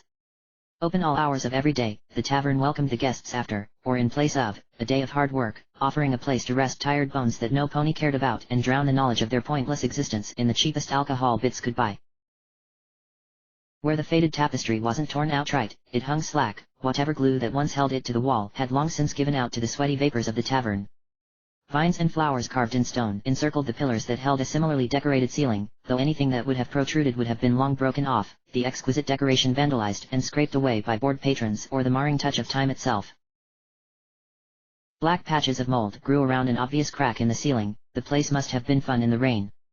Chafings furrowed the table on my side, the marks of a nervous guest playing with their knife once upon a time, perhaps. The tavern resonated with an aura of serenity, maybe even superiority in a way. Come and behold as this wonder of a building dilapidates into a meeting place for the lowest of the low. Misery loves company after all, and by the look of it, if the pristine Pillars had been a pony, he would have liked very much to visit the pristine Pillars. Through the reflection of an empty glass, I watched the door swing open as a swaying stallion barged in, bellowing a bittersweet song and crashing into the bar. He mumbled something to the barkeep about a son taken away and pain in his heart, and the barkeep pushed him off the bar with a weary sigh and the eyes of some pony who had seen this scene too many times before. "Are you okay?" New page asked. I looked up from my glass, at the concerned mare on the other side of the table. "I am." "Are you always this fidgety?" Fidgety. The barkeep came over and lifted the empty glass from our table. So, what'll it be? New Page turned to him with a beaming smile, clopping her front hoofs together. Say, have you got any more of that lovely zebracan tea? He nodded. I'll brew a kettle for you. He turned to me. And you, friend. Back down in HQ, provisions were handled by a separate team dedicated to ensuring we never had to interact with the general public, or even come to the surface. Let's just say I wasn't used to ordering food. By the look the barkeep gave me, I took a moment too long to respond. I'll have what she is. It'll be a few minutes. Stepping over the drunk who still hadn't scooped himself together, the barkeep walked behind the bar and disappeared through a door to the back. Though it was just us in the tavern, I still felt inclined to whisper. Zebracan tea sounds a tad expensive for a place like this. How much do they water it down? New Page rolled her eyes. A lot. And I'm fairly sure it's from Germany. You're humoring their horrible business with your bits. In fact, you're spending your scholarship on this. That's Celestia's money you're wasting. Is it waste if I like it? She shrugged. You didn't answer my question, Swift Sweep, was it? What question? Are you always like this? You're shaking. Am I? I did my best to stop. The last time I had been to a bar of any kind, I smashed my mug over the bartender's head and took off with his bit chest. Now here I sat with her. It was a lot to take in. There was no law against an old dog coming to the surface and talking to ponies. And if I thought I might further project bookworm by getting to know my mark, I had all the right to do as I wished. Celestia did not care for the details of our work as long as we got it done. She doesn't ask, so she doesn't know. Technically I was supposed to ask Lullaby, with she being the project's leader. But I was sure she wouldn't mind. New Page waved a hoof in front of me. Any pony home? Not. Always, I blurted. I'm sorry. I'm going through a difficult time. That's why I was so rude with you when we first met. I did not like those pauses. The more I looked into her eyes, the less my words flowed. It's been eating away at me. You came off as a nice enough sort. She grinned. I'll book that as one of the strangest yet most sincere compliments I've ever received. And I understand, I really do. I think I've told you I study history. You have. So I know. She put a hoof to her mouth, shook her head, then went on. I mean, I don't know, no, but I have an idea of what you must have gone through. I imagine the summer sun celebration is a grim reminder. You know nothing. Screamed my mind as I took a deep, calming breath. But... She went on, looking away for a second. If you don't want to talk about those days, I perfectly understand. Truth is, I insisted we come here because I'm also going through a rough time, and you came up to me, and I don't really have any pony to talk to, and now I'm just babbling like an idiot and I apologize. With how open and sincere New Page was, I wondered how she kept her secrets as long as she had. Putting working with the children of the night as a rough time, too. An odd duck, the mare. I had no doubts that she was involved in the break-in at the archives. The mountainside reportedly collapsed after severe structural damage by dragonfire, and New Page had done a bad job of hiding the obvious burn on her wing. What trouble could you possibly be in, kid? I asked, making my best impression of an ignorant old fool. Broke up with your boyfriend. She scoffed. I wish that was my biggest problem in life. The barkeep returned with the handle of a steaming kettle between his teeth. He put it down on our table, all bare, no cloth or tray, then turned to pick off a pair of cups for us from the bar. Though they were dripping wet from their last wash, on the bottom of mine I noticed dry flakes of whatever used to be in it. He poured us each a cupful. There we go, he mumbled around the handle in his mouth. Thank you, New Page said, sending him a wide smile for emphasis. I realized, now, how fake it was. I nodded my thanks to the barkeep, and he went to mop up the crumpled, crying drunk on the floor. New Page took her cup with both hooves and looked into the dark tea. I lost an old friend, actually. Among other things. I'm sorry for your loss. She looked up, giving an apologetic look. I mean, it's not like she's dead or something. I just cut ties. We've been through a lot, she and I, but I realized it was better to stay away from her. She looked back into her tea. It feels like I've betrayed her. I wanted to know more about this friend of hers, though I already had an idea of who she was talking about. I figured it would be better to first loosen her tongue by earning her trust, though. That's what I told myself. I was there to find out more, nothing else. I refused to admit that I wanted to get to know her, to really know her. You told me you were interested in the longest night, I said, to which New Page looked up. I saw a night guard do something. Something terrible. I licked my lips. My heart pounded away at my chest. I couldn't believe I was saying any of this, even if none of it was true. I did not stop him. I could have, but I chose not to. I became a monster that night. I sniffled, feeling tears begin to swell in my eyes. That was not on purpose. I blinked the resurging memories away. New Page reached towards me, putting her hoof onto the table. It's not your fault. There would have been no use playing hero. She looked into my eyes with such honesty, such an innocent sincerity, that I almost began to believe her myself. It wasn't my fault, was it? It was Nightmare Moon's. There I went, shifting the blame again. Denying what I did. No good had ever come of that. I lost a friend, I continued. In fact, he was more like a father to me. He's gone, and it's my fault. Gone, as in. You've seen his grave. Swift, I'm sorry. She reached further with her hoof, putting it on mine. I jerked away as though touched by hot iron, leaning back. Slowly, she retracted her hoof. Don't be sorry. I moved on. I was used to stacking lies upon lies. I was not used to caring. I don't know what your friend did to make you hate her, but you can always move on. She looked behind her shoulder, there was no pony there, then perked her ear towards the barkeep and the drunk. They were off in a far corner, the drunk's muzzle buried in an overturned, frothy mug. The barkeep listened eagerly to his next order. New Page leaned closer. She has actually. She sighed, pulling back. I don't know. I don't even like thinking about it. The point is she asked me to do bad things. Things Celestia wouldn't approve of. I smirked. But you've declined time and time again, I take it. She slammed a hoof on the table. Of course I have. Her voice rang with a desperation, a faux indignation, I had learned to recognize from all the ponies I had interrogated. Seeing my grin, though, her expression also softened, and a little smile appeared. Were you expecting a different answer? You could already be rotting in the mines, if you weren't you, and I weren't I. Not at all. She lifted her cup, ears still turned towards me. The tea was nearly black, and it stained her already dark coat around her mouth as she drank. She had to lick her lips clean after every other sip.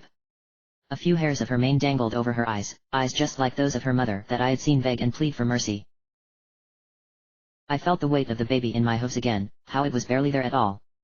Nightmare Moon's laughter overpowered the screams of Veiled Quill. I dragged her onto the bed, and I...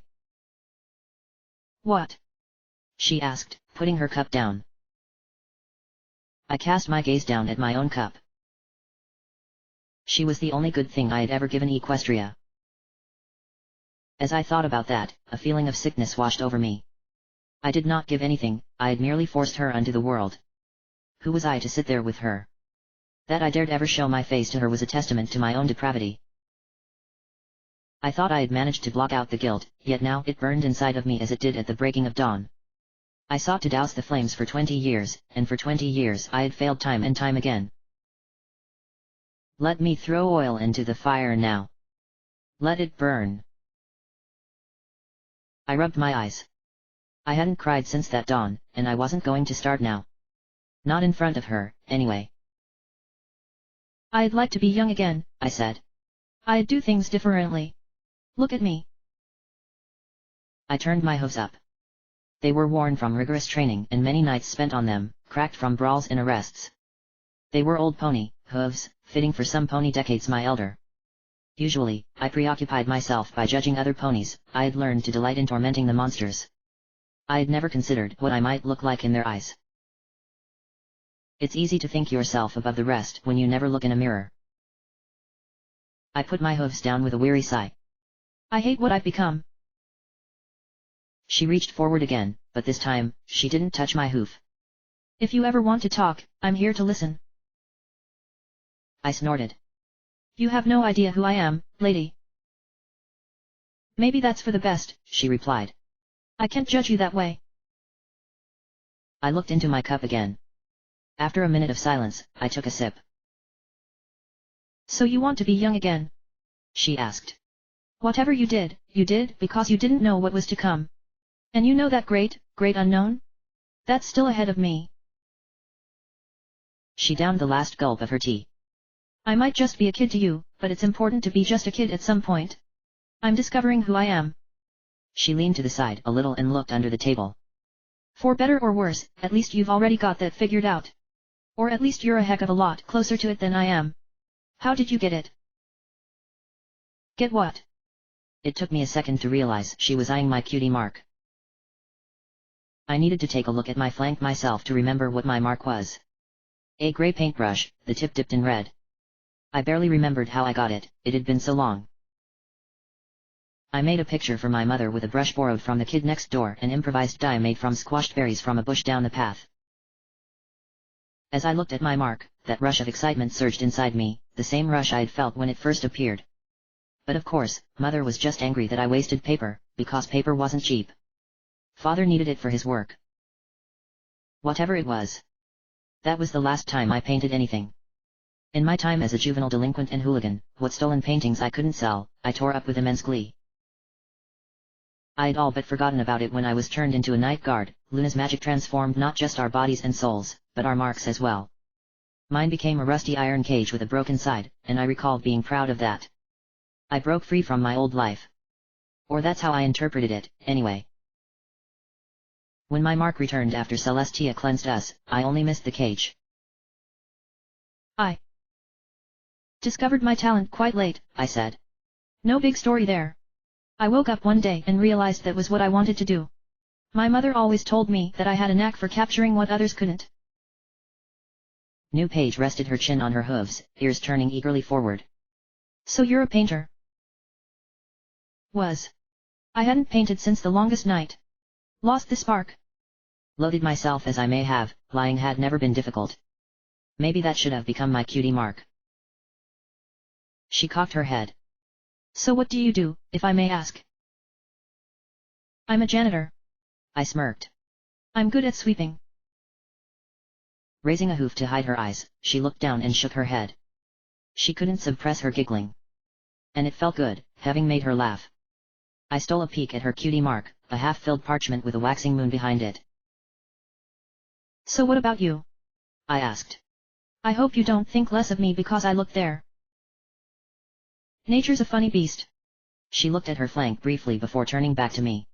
You know that friend I mentioned, the one I cut ties with? I got lost in the woods with her once. Her granny told her about this wonderful pool somewhere in Equestria, and she was convinced it'd be nearby. Guess if it was. I'd wager not. Ding. We were gone days, not sure how many. But we managed to get back home. She was too scared to talk, so of course I had to explain it. And I weaved this story about, gosh. She rubbed her reddening cheek, looking up. Something about how I went off on a journey to go to the moon, and how she tried to turn me back. The point is that I took responsibility. Next thing I know, this here appeared. She slapped her flank. Apparently I'm a great storyteller. There's a cutie mark for lying, then. And you study history? She nodded, a smile overtaking her face. I think it's fascinating. You can't begin to imagine how glad I am for this chance to talk, by the way. It's very difficult to find any pony who honestly talks about the past. It feels like every pony just wants it gone. Is it any wonder, given what lies there? Her smile faltered and turned into a frown. We can't let what happened destroy our future. Princess Luna betrayed us. The longest night happened. We can't stick our heads in the sand here. An angry pout appeared on her lips as she leaned back, gaze dancing the other way. She crossed her hooves. It makes me so angry. Like, even Celestia won't talk about it. Are we just going to pretend it didn't happen, or try to learn from it? I looked back. The drunk had apparently left, and by the uninterested look on the barkeep's face, he was used to these sorts of outbursts. No pony else inside. If you would have said that somewhere else, you might be in trouble. Her legs tensed, and she crossed her hoofs tighter over her chest. It shouldn't be illegal to talk about the past. She sent me a piercing stare. I study it, remember? On Celestia's money, no less. Letting her hoofs fall, she sighed. I study what she lets me study. You kids don't grasp what it was like. She jumped from her seat, throwing her front hooves onto the table. So help me grasp it. Talk to me about it. I want to know. A youthful fire burned behind her eyes, a rebellious flame, its torch held high by a mare who knew she was being lied to. There had been a time when I had such passion, though I had directed that energy towards things far different from studying. So you want to know about the longest night? Yes. She burst. Why? She threw herself back into her chair. Bad things happened, I know. But I want to know why. Why did Luna betray us? Why did the night guards turn on us? Why won't Celestia talk about it? Anything you can tell me. Anything you feel allowed to tell me. I shook my head. What makes you think I know any more than you do? She smirked. Well, you can't know any less, can you? There's nothing I can tell you. She hung her head, letting a groan seep out between her gritted teeth. She banged her hoof on the table a few times, then looked up, nodding. Fine. I get it. Big dumb secret. No pony knows anything, especially not those who were there, least of all Celestia. Guess we'll never find out why it happened. She looked out the window, squinting into the sun. Looks like it's time for me to go, too. Got classes to attend.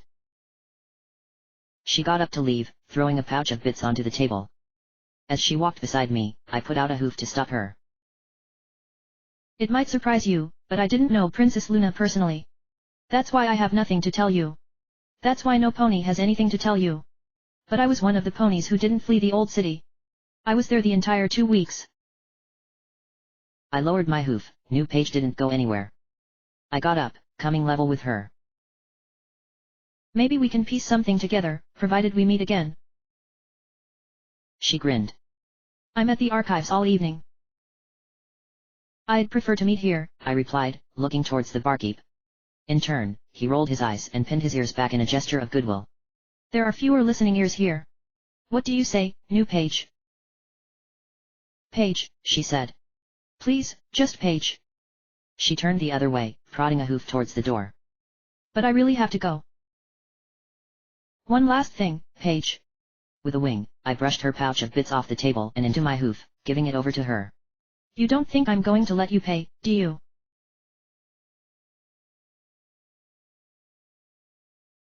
I thought I knew why I was doing it.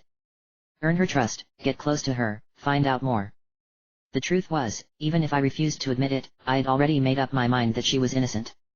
I wanted her to be innocent, even though I knew she was far from it. 4 days, we would meet and talk. About the longest night, at first, then the conversation would always and inevitably wander elsewhere. Though she knew to keep her mouth shut about her involvement with the children of the night, I got the feeling she didn't really know who they were, and that she had done her best to cut ties with them after the break-in at the Star Swirl the Bearded Wing. At nightfall, I'd retreat to that unfurnished hole above her apartment, making sure that she didn't see, and listen to lullaby scolding. She was far too kind to turn me in, but far too proud to let this go on without a word. We had all the evidence we needed, we could have turned New Page in any minute of the day. The thought of the EBSS getting its vile hooves on her terrified me. I knew what my organization did to those affiliated with the Children of the Night, having ordered, and done, horrible things myself. First the interrogation, endless and unrelenting. In our interrogation rooms, hours quickly become days and weeks, sooner or later, the interviewee's mental faculties fail.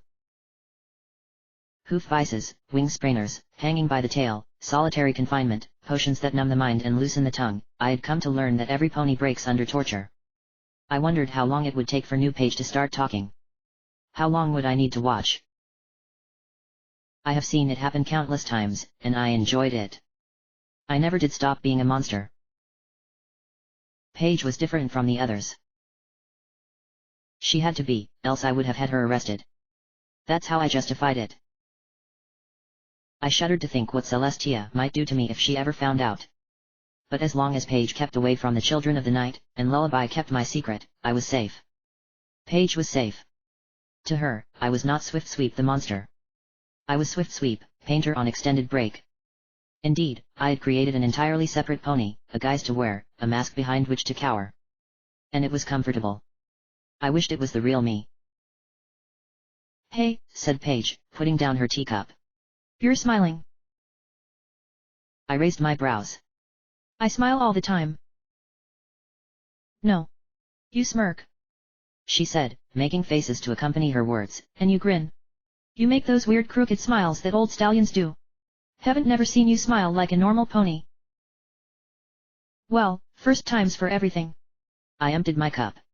Is your wing all right, by the way? On a patch of her right wing, feathers hung broken and scrubbed away, revealing blistery, discolored skin. It had been getting worse these past days, and now it seemed bad enough that I decided to mention it. I was still convinced it was the mark of dragonfire, but then, I didn't know dragonfire to cause such lasting injuries. I wasn't a doctor, but that didn't look like an ordinary burn. Not anymore. It's fine, she replied, waving her hooves. I just slipped on the mountainside up there and got a nasty rash. It'll heal. It may have been her special talent, but she didn't do too well at lying. Anyway, she blurted, what was that about Luna being depressed? Oh, that was just hearsay, really. That, and us night guards could sense the shift in her mental state. None of us could foresee what was about to happen, however. From servants at the old castle. Luna was supposedly behaving strangely for years, and it started becoming apparent to every pony around her in the months leading up to the longest night. I was friends with a chef, actually.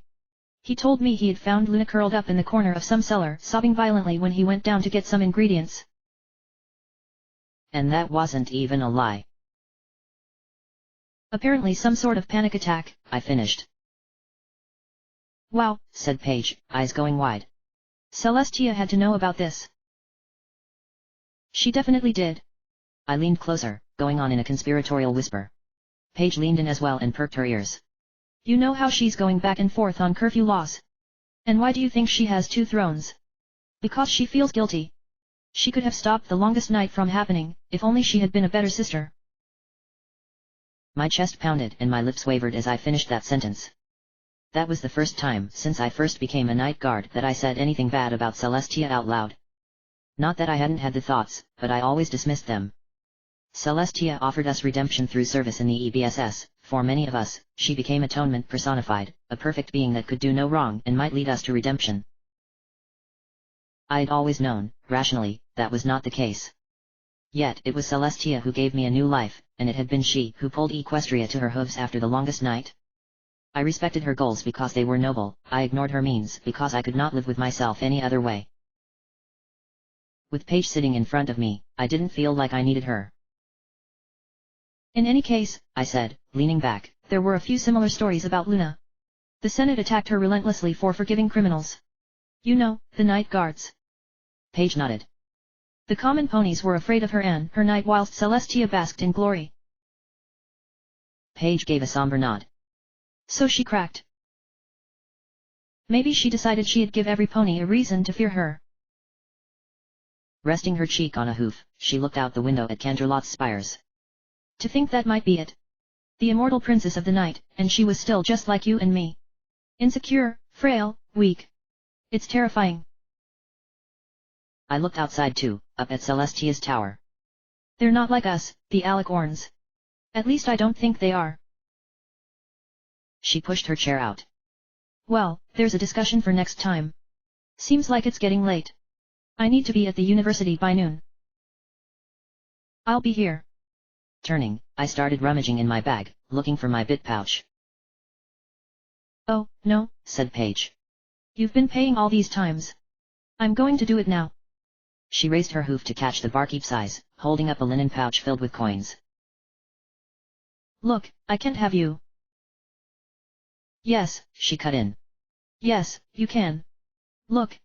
We're friends. It's not like you're trying to woo me, right? Let me pay. The barkeep walked over and took the pouch, opening it to start counting. Paige leaned towards me. Hey, it's Celestia's money, remember? As if my pay wasn't. Suit yourself. She turned to the barkeep. Is there enough in there? Yeah, he grumbled, hefting the pouch. He walked back behind the counter and emptied the appropriate amount, or perhaps a little more, into a chest. Then he put the pouch onto the counter for Paige to grab as we left. She convinced me to walk her to her apartment. You need to get out of that stuffy pub, she told me. As much as I liked spending time with her, I did not like being seen in public in her company. I knew well enough that the EBSS watched everything. We climbed the steep incline along the mountain, passing by several doors just like hers. The path snaked and branched and forked, taking sudden turns and twists. Evidently not much planning had gone to designing this place. I always wondered how long it would be before they get rid of these apartments entirely. Couldn't have them hurting the city's image, after all. I knew exactly where her door was, of course. I feigned surprise when we arrived. As Paige buried her muzzle in her saddlebag looking for her key, I took a moment to look around and enjoy the view. I heard her before I saw her, high-pitched, a little wheezy, and a touch too loud for her own good. Does she live here? The mayor asked loudly. She stood some 10-15 paces away, sticking her head into a barely open doorway. On her back, a sizable traveler's bag. Look, miss. She pulled her head back, reading the name on the door. Mrs. Pinegreens, aren't you her neighbor? What do you mean you don't know anything? Paige's head emerged from her bag, a thick metal key between her lips. As she looked at the older mare nearby, the key slipped and fell right back into the saddlebag. Mama? She asked. Mama? The mare turned, and Mrs. Pinegreens' door slammed shut. Paige ran to greet her, skipping and laughing along the path. Paige. The mare braced herself. In a second, Paige leapt at her and embraced her tightly, brushing her cheek against veiled quills. I thought you wouldn't be here for days. Train came early. Paige stepped to the side and began undoing the latches on Veiled Quill's large bag. By the stars and the moon, you carried all this. She elbowed her chest. Nothing this old gal can't handle. Mama, you can barely even fly anymore. As Paige took off her bag and threw it over her own, her legs visibly shook under the weight. Her mother fluttered her wings and paced in place for a moment. My legs are still fine, Veiled Quill said. Plus, a nice stud hauled my cart all the way to Nachthangst so I could get on the train. One day, Mama, Paige chortled. They're gonna finish the train line. Then you can get on right at Hortsmouth, no need to travel halfway across Equestria for it. She groaned. Ha, maybe in 1,000 years. Anyway, which door is? She paused and flinched as if in fright, eyes going wide. What's happened to your wing? It's nothing, Mama. I tripped because I wasn't watching my step. She took her hoof. This way, Mama. The pair turned and began walking back towards Paige's door. Towards me. And I just stood there, staring like a bumbling fool. When Veiled Quill reached me and looked at me with eyes full of judgment, it was like a sledgehammer slamming into my chest. My mind froze, and my hooves sprouted roots. I did my best to keep breathing, at the very least, and not look like an idiot in the meanwhile. So? Veiled Quill said, looking me over. Is he at least rich? Paige covered her face, but she couldn't hide the redness. Mama, no. What? She brushed the tip of her wing up Paige's back. I've been telling you to get a nice stallion for yourself. How are things with that guy, what's his name, Storming Descent? Falls, Mama. Storming Falls. And I don't. I mean I'm not. With a groan, she stuck her face into her own bag again, fishing out her key. Let's just drop it, alright. She mumbled around the key as she put it in the lock. She kicked the door open and spat the key back in her bag. I'm sorry about the mess. She turned to me, lowering her voice. And I'm sorry about Mama. She's lovely, but she's, well. She's Mama. She sent Veiled Quill an apologetic smile, then turned back to me. I wouldn't want to make you feel uncomfortable. I'm sure you've got stuff to do. Why yes, I said. yeah. I do. I should really go. Do stuff. Veiled Quill stepped up to me. She had to get on the tips of her hooves to be able to wrap a leg around my shoulder. Then she wrangled me down to her level. Nah, your friend can stay. I'd love to get to know him. She knocked my chest with her other hoof and gave me the smile of a murderer who had found her next victim. Mama, I've only known him for a few days, and he's just helping me study, it's nothing like that. She let me go, but even afterwards I could feel her touch burn my skin. So there shouldn't be anything wrong with having a little talk with him, Veiled Quill said. Paige sighed, rubbing her forehead. Swift. I gulped. Guess not. Lovely. Veiled Quill said, walking inside. Wow, it really is a mess in here. Yep, Paige said, turning inside as well. Though every part of my body begged me to flee, I stood my ground. I wouldn't run anymore. And I knew Lullaby was getting a kick out of all this just above.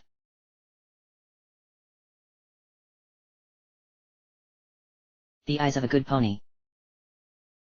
Swift sweep. So sorry, Mama, said Paige as she cleaned her desk. Papers floated about in the air, books got tossed this way and that, and the desk's drawers bent and slumped under the weight of tomes stuffed hastily into them. If I'd known you were coming this early, I'd have cleaned up. It's fine, Veiled Quill replied. I'm so proud you've got your own home. That's more than we've ever had. She walked behind the desk and pulled the curtains open. But you need to let some light in. You've lived in a mansion, Mama. But it wasn't mine. I still live in Oak Branch's attic back home. She opened the window, the resulting gust sending papers into the air. And we need some air in here, too. Yes, Mama, New Paige said as she chased the fleeing papers. Veiled Quill turned to me. Are you just going to stand there? I shook my head, coming to my senses. No, I'm sorry, I'll help. Paige, should I? Paige skipped over a stack of books on the floor and put her front hooves on my chest, attacking with a rapid fire No. And pushing me back. You're a guest, leave it to me. She went back to cleaning her desk. It's just, this place is hardly big enough for me, certainly not for 3 ponies. Clopping her hoof on a now clear, if a bit dusty, desk, she sighed in relief. Hokai, that's that. She looked over the mess on the floor, and her sigh turned into a groan. Maybe you could help a little bit. Just push all that stuff to the side, would you? Let's not trample most of it is archives property. I obliged, taking the books and scrolls and carefully placing them under the full shelf by the wall. In the meantime, Veiled Quill watched. Say, Paige, would you happen to have any wine on hoof? Paige shot her a surprised stare. Isn't it a bit early for that, Mama? Veiled Quill chuckled. You know the world's gone mad when the student is telling her mother to cut back on the wine. No, but really, don't cha have any? I might have a bottle back here. She pulled out a drawer on her desk and began taking out all the parchments she had just stuffed in there. It was actually a gift from Storming on my last birthday. I'm not sure if I've opened it. The drawer got jammed as she tried to pull it out. After some useless budging and muttered cursing, Paige decided to just dive in, head, hooves, and all. The desk echoed with wooden smacks as she pushed things around in there, trying to mine her way to the very back. While she was busy there, Veiled Quill leaned subtly closer to me. Don't think I'm not onto you, she whispered, eyes casting sparks. With every word she spoke, I found myself shrinking a little farther away, and she leaned in ever more. If you touch her, if I even catch you looking there, I swear on the righteous sun I'll take a pair of hedge trimmers to your... I can hear you, Mama, came Paige's muffled voice from the drawer. As Veiled Quill turned back towards her daughter, a smile replaced her murderous frown. Of course you can, loony. Paige bumped her head into the desk before she managed to pull it out, motes of dust in her coat and mane. Mama. Giggling, Veiled Quill turned to me. Told me she was in love with the moon when she was just a little filly, she did. I was still far too shocked, more by her sudden shift in attitude than the threat, to answer. I just nodded a weak head. Paige slowly shrunk under the desk. Mama, I told you not to talk about that. But it was so cute. Veiled Quill went to pull her from under the desk, and she dusted off her muzzle and mane in the process. I take it you didn't find that bottle. Paige brushed off her mother's hooves and fixed her mane. No, I could, get some. If I may chime in, I began. Paige told me she actually has a lesson to go to. I knew I came here on my own accord, but the urge to flee rose by the second. Surely Paige wouldn't leave me alone with her mother. Don't be ridiculous, Paige said, sending her mother a wink. I think I can miss one lesson, just this once. You two stay here, I'll go get a bottle. Veiled Quill and I exchanged a look. I couldn't hold her gaze for long before I turned back to Paige. You know, I really don't think I should. No, she said, grabbing my shoulder with one hoof and pulling her mother closer with her other. You two work things out while I'm out, you'll have a few minutes. She turned to Veiled Quill. He's nice, Mama. Really. She turned to me. And she's a gem, trust me, Swift. Just a little protective. She released us from her grip, snatched a satchel of bits and went for the door. I mean it, she said before walking out. Talk. She cast her mother a glare. I'm sure it'll be easier if I'm not here. With my eyes on the floor, I heard the door open and close. Paige left. I stood like that for a short while, not saying anything, afraid to look at Veiled Quill. Afraid. A new feeling, that. I don't want to lose her, she said. I looked up, she wasn't looking at me. One of her forelegs nervously scratched the other, and she had her eyes turned to the window, ears pinned back. I'm terrified of losing her. I think she knows, but by Celestia, I'm too proud to say it in front of her. Grey hairs spotted her once pristine coat. Though the light made her face shine, it could not hide the bags under her eyes or the sagging of her cheeks. The years had not been kind to her toned form and slender legs. Her silky mane had once smelled of ambrosial soaps and glistened with the light of stars. Today she had it in a bun behind her head, loose ends sticking sorely out and seeming ready to break and tear at the slightest pull. But her eyes hadn't changed. She was beautiful. Not in a way a hot-blooded stallion might see her, but in the way of an exquisite painting, a vision on a sleepless night. Something to be admired but never touched, lest you stain its perfect image. I remembered the way I had left her so long ago, soggy, sobbing, broken, slack. Yet here she was now, having traveled across the entire country to meet her daughter. Where I still struggled to contain the shaking of my legs, she stood tall on her own four hooves, back straight and eyes shining. She had risen above. A stronger pony than I was.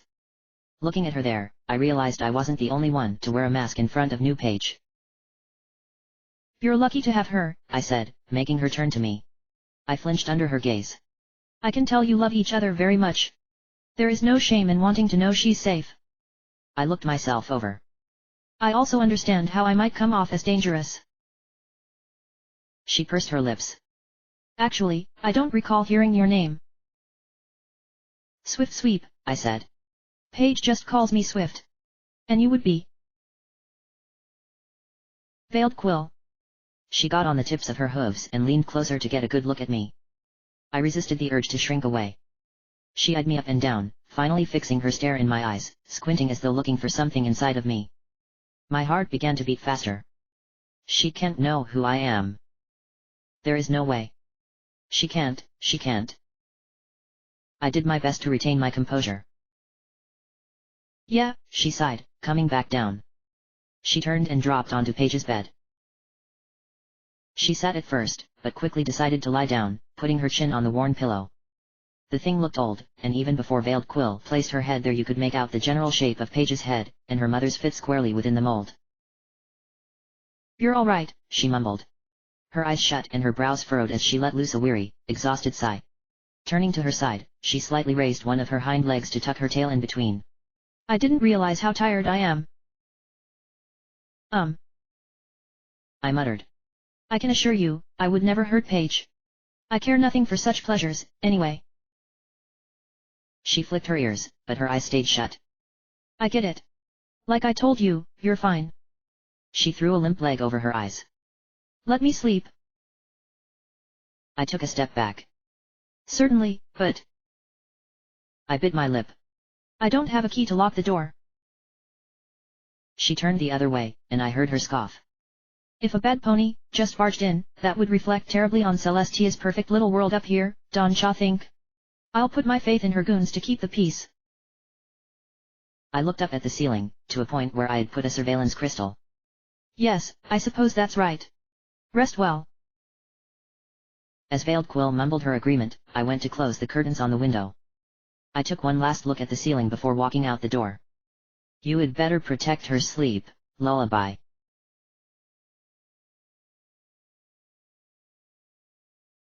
New page. I saw Swift flying away as I returned, and quite swiftly too, so I didn't have a chance to talk to him. Considering how quickly he fled the scene, I feared I might find Mama a rampaging harpy. I certainly didn't expect to see her sleeping peacefully on the bed. My coming in did not wake her. Her trip to Canterlot must be taken her days, if not over a week. No matter how much she insisted it had been nothing, I could tell it put a toll on her. No wonder. I wished they'd just finished that damn train line already. I cast a glance towards the palace, its spires covered in scaffolds and swarms of Pegasi workers whirling around it. I guess Celestia has other priorities. I couldn't help looking at Mama with a newfound sense of sadness. She had always refused to talk about the longest night, no matter how much I asked, and now I knew why. The realization made my stomach clench. All my life, I've been living a false history invented by Mama. But why? For my sake? For her own sanity? No wonder she drank. I wasn't too keen on wines, or any sort of alcohol, really. The stallion at the Pristine Pillars said this would be fitting as a gift for some pony who was, though. By the discount price tag, however, I had to question the veracity of the claim. As I placed the bottle onto my desk, Mama's ear flicked, and she woke up with a deep breath. She opened her eyes briefly, looked at me, then glanced at the bottle. Then she shut them again. Thank you, Looney. I sat down at the foot of the bed, doing my best to leave her space. So, you and Swift. Did you talk? He's all right. So where'd he go? Like I know. She turned towards me, but kept her eyes shut. Wherever. Would have been awfully rude of him to stay and watch, Don Cha think. Of course. I fiddled with my hooves for a bit. Mama. Yes, Looney. Did Papa fight well? Her eyelids slowly slid open. She propped up her upper body with a hoof and gradually raised herself, brows furrowing. She looked incredulously at me, her lips weren't closed entirely. What do you mean? He saved us, didn't he? I put my hooves in my lap. I didn't want to look at Mama. He stopped those two monsters, didn't he? She scooted over to put her hooves around me. Of course he did. He's the only reason we're both still alive. Her voice was growing shaky, I heard her swallow hard before continuing. Why do you ask? I looked the other way. It's just that he wasn't my papa, was he? It's just that I wish I'd have gotten to know him. Hey now, don't feel sad. She pretended to brush my tears away, though I had none. She did. He wouldn't want you to be sad. I'm not sad. Not every pony has a hero for a papa. She hugged me close, resting her chin on my shoulder. You know, I promised myself I'd be here for you in his place too. She put her hoof under my chin to turn my face to her. That's why I come off a little overzealous sometimes. I embraced her, tackling her onto the bed. Because it didn't matter who Papa was, or who he wasn't. He was my Papa, and no pony could ever take his place. Not even if I had never met him. As we lay there, Mama petted my back and mane. Used to be that on cold winter nights. When we couldn't afford firewood, we'd sleep like this to help keep warm.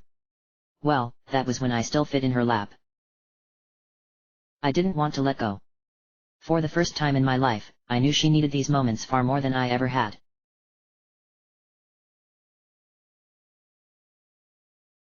The Marin chains strained against the hooks under her skin, tearing flesh and popping joints. She snorted and spat madly through the muzzle that bound her mouth, and she carved the bare, white earth with her hooves. Her wings slipped and slid underneath the vines that circled her chest, her chains rattled, and the weights that hung from her legs pummeled the rocks below with her every jerk. She never used to be this violent. The night I touched the soul gem, she had lost her composure, she never sang any more. Struggle as she might, however, she could not break loose. My presence, I think, taunted her. For I was free to walk around in her eternal prison, and when I woke up, I'd be free to walk Equestria. The chains that held her neck in place tightened as she leaned forwards. A snap, a hook tore out her nape and fell slack to the ground, eliciting a muffled scream through her contorted grin. She forced her head forwards, thrusting out her chin and muzzle to a point where they almost touched mine. From the mist behind her, 2 more hooks on chains flung themselves at her like a pair of striking snakes, digging into her neck and pulling her back. Her eyes widened with pain, but her grin did not waver. Her eyes met mine again. Then she looked at my right wing, and I felt it burn under her stare. The heat rose steadily in my wing. It hurt immensely, but I didn't scream. I did not panic, though as I turned my head I saw flames devouring my feathers and eating my flesh. I looked on with the calmness of reading a book, conscious on some level of what was happening before my eyes, but unable to truly feel the pain. Nightmare Moon rattled her chains one last time, and laughed past the strap that bound her muzzle. A curtain of mist engulfed her, then me, before everything dissolved. The first thing I noticed, before even opening my eyes, was the pain in my wing. I had forfeited my bed to Mama despite all her pleading otherwise, content with sleeping on the carpet for a few days. And, as I came to notice, I had been using my injured wing as extra padding between me and the floor, sleeping on my right side. By some miracle or other, I did actually have 2 blankets at home so that both Mama and I could have one. Looking up, I noted she was still fast asleep. I arched my chest up to unfurl and stretch my hurting wing under the blanket. Its hollow bones and squashed ligaments popped and cracked painfully, but that wasn't going to make me get up. I pulled the blanket tighter around me. Oh, the joys of the cold morning air atop the tallest mountain in the land. Sleeping on the floor only added to the experience. My wing hurt. I flapped it a bit, I threw it one way and another, I folded it and unfurled it again, but I couldn't find a position where I felt comfortable. Every tiny inch of it burned, every time I moved it, I felt the prick of needles. The burn always looked bad, but it hadn't been this consistently painful before. With a sigh, I conceded that I might have to get up and actually take a look. I threw the blanket off and tip-hoofed to the window, careful not to wake Mama. I pulled the curtains apart just a bit, deliberately avoiding shining light on her eyes. I raised my wing before me. And I froze. I wiggled it a little bit, and I folded it back before spreading it again. This has to be a nightmare. It was not my wing, and yet it obeyed my every command. It was featherless and bare, and under the thin layer of veiny skin my bones were plain to see. Spines adorned the joints, and the wing ended in a bony spike at the tip. It resembled a dragon's talons more than any Pegasus wing I recognized. The wing of a bat. That of a night guard. I turned to look at my left wing in utter disbelief. That one was fine. I could feel shock overtake me, how it rooted my hooves and gripped my chest so that I could not scream. With a trembling hoof, I poked the few remaining feathers on my bat wing. They had gone gray and shriveled, at the tiniest touch, they came off without sound or pain, crumbling like autumn leaves in my shaking grasp. I'm not dreaming. As the crumbled flakes of feathers fell from my hoof, I felt the tension rise in me. My heart beat faster and faster, I started hearing my own blood rush in my ears. I breathed in with a deep, sharp gasp, my face contorting with horror. I could not tear my gaze away from my wing, its spiky bones and the veiny film of repulsive grey skin that stretched between them. I erupted in a scream and fell to the floor, trying to crawl away from the thing that sprouted from my back. I crawled back to where I had slept, and felt something strange brush my back. Under my blanket I found a pile of feathers and peeled skin, caked in dried blood and clumped together by a night's sleep. "Loony!" came the panicked voice of Mama. I turned around to hide my hideous wing behind my back. I flicked the blanket over the pile of lost skin and feathers and put on an innocent smile. "It's nothing. I saw a spider it was, Mama." A desperate attempt at pretense, I knew she had seen. She hopped out of her bed and pulled the blanket off the floor. With a dawning horror in her eyes, she grabbed me and turned me around. I tried to resist at first, but Mama overpowered me.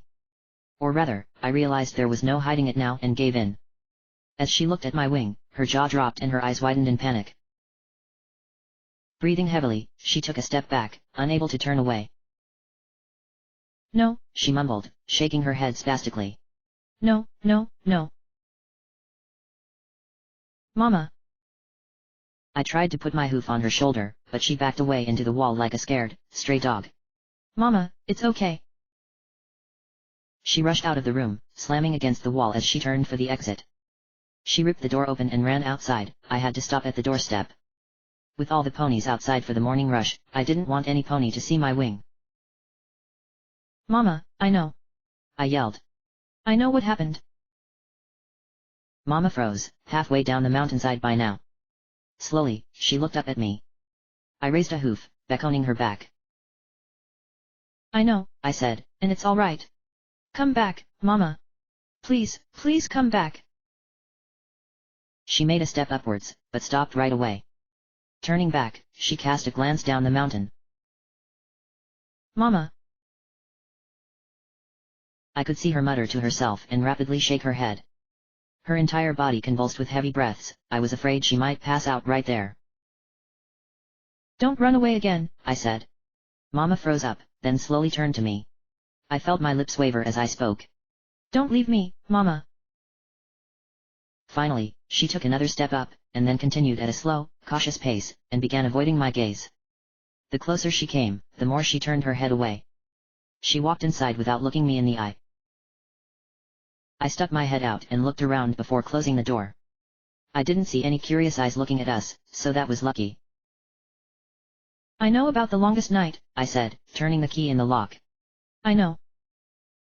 What I am. Mama sniffed, licking her running nose. Her jaw hung agape with shallow, choking gasps. How? She mouthed, standing stiff and staring at the wall. I put a hoof over her shoulder and guided her back to the bed to sit her down. Mama, it doesn't matter. She sat on the bed, head hung, making quiet sobs and sniffles and clopping her hooves together nervously. I settled on the floor before her, taking her hooves into mine. Her gaze wandered to my wing, only for her to jerk her head the other way. I nuzzled her chest. What happened to you? She asked. I don't know why my wing did this. I took her hooves and placed them on my chest. But Mama, we're going to find out. I'm sure it can be fixed. She tried to pull away, still avoiding my eyes, but I didn't let go. And Papa will always be my Papa. She turned to me. Her lips trembled and she took a breath. She ended up bursting with tears and pulling me close, putting her chin on my shoulder to cry into my mane. I'm so sorry. Her words were interspersed with heavy gasps for air, and her voice shook, trailing off into indistinct sobs at the end of every sentence. I couldn't live, Looney. I couldn't. Her embrace tightened. She began rocking me back and forth. I went mad, Looney. I fell apart. Bye Celestia, I'm so sorry. Those were her last words for a good while. I let her cry herself out. Her hold on me did not loosen for a second. As her neck brushed against mine, I felt her gulp. I love you so much, Looney. I love you too, Mama.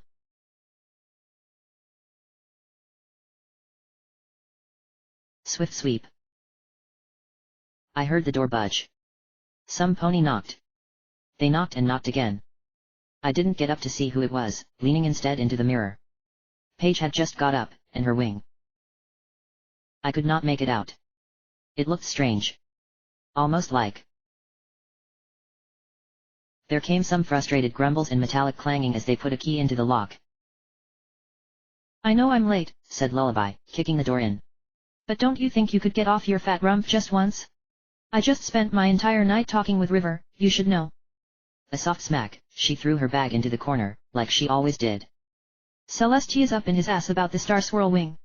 He came to me asking about our surveillance of the little filly, desperate for info. But of course I could not tell him a thing. I hate you, Swift, I hate you so much. Her hooves clopped as she paced up to me. They brought in another suspicious kid last night. You know what he told em? That the time was nigh.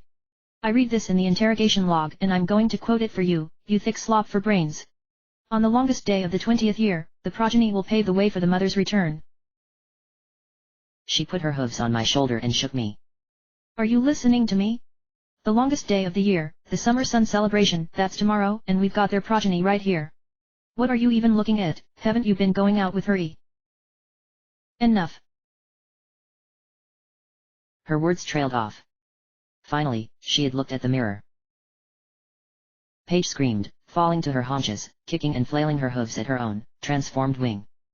Veiled Quill quickly woke up as well. What in they? Lullaby turned to me, then the mirror, and back to me. What? I don't know, I replied, too enraptured by the scene to look at Lullaby. I genuinely have no idea. She threw off her covers, and there it was. We need to. Veiled Quill took off running, and Paige followed. Damn it. Lullaby rushed to the window. I hopped to my hooves. Are they? Yes. No, actually, no. She pressed her forehead against the glass.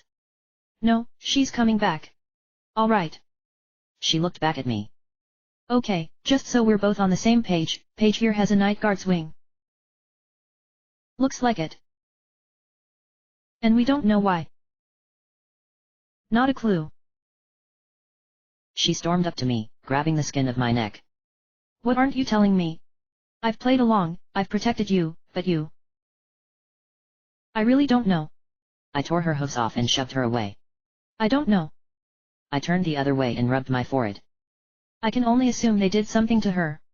What was it they stole, again? Luna's soul fragment? Who knows what they used that for? They did something? Swift. She would never do something like this to herself. You haven't known her for a week. I've known her ever since we set up this cursed mirror. Lullaby chewed her lip, breathing sharply out her nose. She forcibly pressed her forehead against mine. She is a member of the Children of the Night. I pressed right back. No, she isn't. She held her ground for a moment. Then, scoffing, she whipped around and flicked her tail under my nose. So you're going to do this, hey? I can't believe you, Swift. I can't give up an innocent, ignorant filly to the EBSS. Good thing she wasn't turned my way. I couldn't have said that to her. She whipped around again, slapping the back of a hoof across my face. You've done it before. She did not raise her voice at all, but her tone made me want to sink into the ground in shame. I'm going back to HQ. She continued, and I'll tell River everything. Including how you withheld information because of your own petty conscience. I licked my lower lip. I tasted blood. And you helped me. She ground her teeth under a twitching eye. Only because.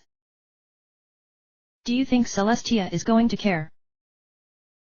She took a deep breath, closing her eyes. When she exhaled, she looked calm again. Okay, small boy. I'm listening to your plan.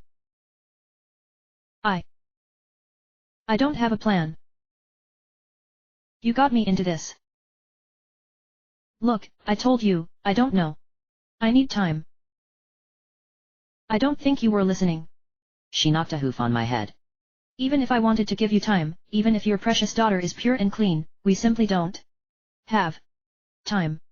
The children will want her tomorrow. Nyx could barge in their door this very instant and take her away. You think they'd be able to stop Nyx? We couldn't stop her. So what's your plan? I asked. My plan. She danced her gaze across the other wall, nodding and chewing her lip. My plan is for you to think of something, and fast. In the meantime, I'll schedule a hanging for you. It'll have to be sometime when I'm working so I have an excuse to not be there. So you just want to save your own skin, hey? You don't care about me, or Paige, you just... She swung her hoof at me again, but this time I caught her hoof. Our legs stayed up there, hers pushing, mine keeping it at bay. I've had your back, Swift, she admonished. I've had it for decades. She did indeed. I could barely stand to look at her, not out of hate but because she was right. I lowered my hoof and closed my eyes, bracing for a rightfully deserved slap. It never came. There has to be another way, I said. I'm all ears, Swift. I sat down onto the bare floor. The world began spinning, my stomach churned, and my head was splitting. In my eyes, I felt the tears swell, and I did my best to rub them away. If only Paige hadn't grown that wing.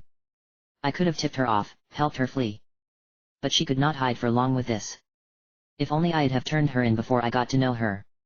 If only I had never spoken to her. My hind legs went limp. I fell to my haunches and tore at my mane. If only I hadn't forced myself on Veiled Quill. I should never have joined the Night Guard. If only I hadn't been a useless blight on Equestria. If only I'd have become a painter like I had dreamt. If only I had never been born. Get up, Lullaby said, anger barely contained in her voice. Get up. So I did. You know my plan? I asked. Lullaby cocked her head and raised a brow. My plan is I'll go down to the pristine pillars and get very, very drunk. I haven't done that in 20 years. With that, I walked for the door. Don't you dare, Lullaby said, voice shaking. You open that door, I swear. Swear what? You'll tell River? Celestia. Putting my hoof on the handle, I chuckled, out of desperation and because I had nothing else left to do. There comes a point where one can only laugh.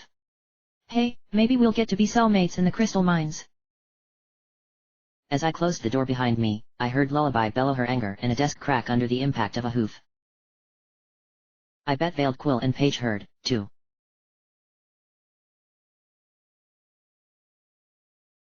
The thing about getting drunk is that if you don't do it for 20 years, you tend to severely overestimate just how much you can take. I asked for the strongest thing they had, and promptly downed a glass on the spot. I asked for another, but by the time the barkeep brought it out, I had decided to just share the table with it and peacefully coexist. I spent an hour staring at that weird, greenish liquid he said to be from the borderlands between Equestria and the Donkey Principality. All I knew was that it had the kick of a mule. After about half an hour, or maybe 2, memories hazy, of staring at the thing, I mustered the courage to take another sip. If this is my last drink on Celestia's money, I'm damn well going to get its worth. Just as I touched the glass to my lips, I heard the door swing open behind me. Please tell me that's not Paige. She wouldn't be insane enough to just come here looking like that. Hey, nice place, said Veiled Quill. What can I get you? Asked the barkeep. And I sunk a little deeper into my seat, pulling my neck in. I don't know, what do you? Oh, is that you, Swift? For the moon's sake. She threw herself into the seat across the table. I just got thrown out of some uppity bar the other way. She burped, flicking a stray lock of mane away that had escaped her bun. Said I was a nuisance. They had some good stuff, too, so that's a shame. How are you? What's that in your hooves? She leaned across the table, practically climbing on it, to take a smell. Ugh, it's revolting. Dear lady, the barkeep called out. You gonna order? She drooped back into her chair, waving a slack hoof in my general direction. Oh, I'll have what he's having. The barkeep muttered something under his breath about how he bets she can take it. The best thing about Veiled Quill's arrival was that it gave me the mental strength to down the entire glass in one go.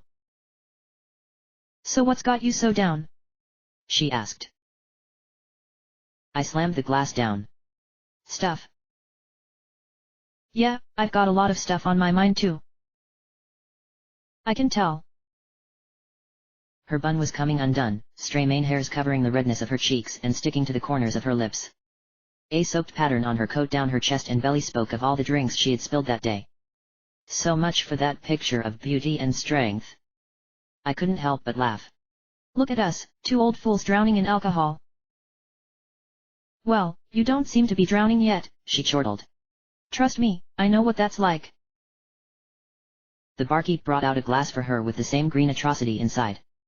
Here you go. Thank you, lovely. She grinned. I caught the stench of her mouth all the way from here. She smelled the drink and licked her lips. Hey, what's with that look? What look? That's the I have nowhere to go look. I know that one. You've been there, I said. My tongue worked faster than my brain. Perhaps I should have phrased that as a question. Oh, I have. She chuckled, drinking the entire glass in one go. Shivers rocked her body and she nearly dropped the glass. Brr. Oh, have I been there? You know what I like about hitting rock bottom, looking back. The taste of cheap drinks. That too, but that's not what I meant. The thing about rock bottom is you have nowhere to go but up. Inspiring. I raised my glass and tilted it above my mouth to gather a few mist drops. Well, if you won't start, then I will. She put her hoof up, waving to the barkeep. Hey, another one of these. She glanced at me, then back to him. Actually, make it two. I rolled my eyes. Thanks. So you know, before Paige was born. She belched. You know, I actually considered, you know. Getting rid of her. You know. I believe I do. Yeah. 'Cause you know, kids. You're always afraid they turn out to be little monsters. Her tipsy smile dissolved, and soon enough her tears were rolling. I almost did it, she sobbed. I was gonna use a whatchamacallit, a poking stick, like you know, for a fireplace. I had it in my hooves.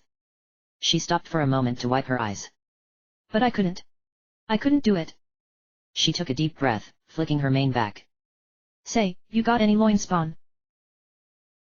The barkeep came over with our pair of drinks. I took one, and seeing Quill with her face buried in her hooves, I took hers too and placed it out of her reach. I don't. She lifted her head up. A smile overcame her lips again, though the tears hadn't stopped. You don't know what you're missing. I've got enough problems without them. Longest night? She asked. Longest night, I replied. Who died? My father. And my hopes for a future. Yet you're still kicking around all these years later. She straightened herself. I think you're doing pretty well. I took a sip from my drink, and pushed Quills over to her. Suppose you knew Paige was going to die tomorrow. She had lifted her glass, but put it back down when I said Paige's name. And you could stop it, I went on, but you would have to go in her place. Then I would in a heartbeat. I scoffed. You see? That's why I don't have kids. I downed the drink. I'm a bitter, selfish monster. She splashed her drink all over me, I couldn't even respond with anything but a look. Oh, quit it. She said. You're not a monster. I didn't even care for getting soaked like that, I only minded the drink burning my eyes. I blinked away as much as I could, rubbing out the rest. You have no idea who I am. Actually, I do have an idea. That hit me harder than the drink. No, you can't know. No, she doesn't know. I dismissed the thought quickly. You do realize I'm a mare, right? She asked. I looked her over. I've been getting that feeling. You know what happened to the mares during the longest night? I might have read about it. She leaned forward. The haze of alcohol seemed to evaporate from her sight, and in her gaze settled a clarity possessed only by the most illuminated drunkards and the wisest of philosophers. I found myself pinned into my seat by her glare. I've seen the eyes of a monster, Swift. I've felt its hot breath on my neck. I've had its fangs rape my skin. I've listened to its debased grunts, and I've heard its perverted laughter as it violated my being. She crossed her hooves and squinted her eyes, looking deep into mine. I know monsters. I look at you, and you. You are not one. I'm not a monster. It took me a moment to process. Veiled Quill told me I was not a monster. My forehead shivered with sweat, and my throat ran dry. My stomach turned. I stumbled out of my chair, nearly falling over as I rushed for the door. I rammed it open and turned into the alley beside the pristine pillars. And out they came, all the drinks I'd had, all over the wall and my hooves. I felt a hoof pat my shoulder. Wow, said Quill. You really can't hold your liquor, can you? I dignified her words with another go over the wall. This time it had little bits in it. No matter how long I ran from it, I could not escape the fact. I was a monster. And hunched in that alley between the cheap tavern and a bordello, you know what I realized? It was something I had actually known for a long, long time, only I never thought to turn it back on myself. Monsters, no matter the shape, needed to be put down.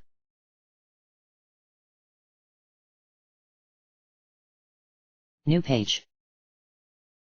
Mama stumbled through the door late into the afternoon, smelling as bad as she looked. I knew I shouldn't have let her out, but what was I supposed to do, keep her by force?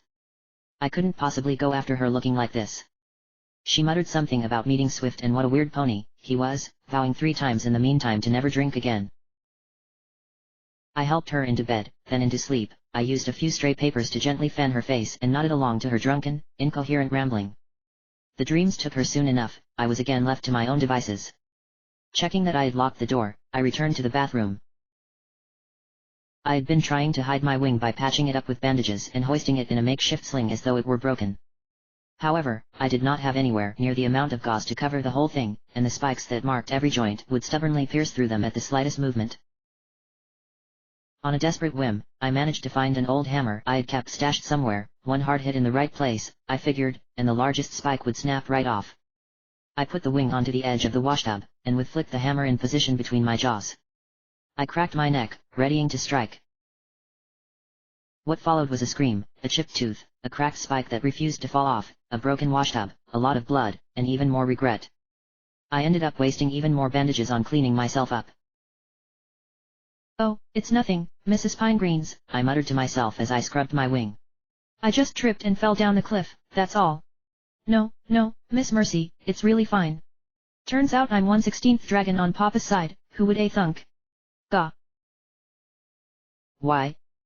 I kept asking myself. Was it the soul gem? Didn't I do something to me while I was out? It'll be all right. I just needed time to think. I knew I could come up with something. I always did. I've survived too much to be stopped now. The fates loved me, I knew it. It's all gonna be fine. I heard voices outside the door. Before I could put my bloody towel down, the door frame cracked inwards and the door came flying off its hinges. From the bathroom, I had a clear view of the entrance, and the heavily armored ponies rushing in.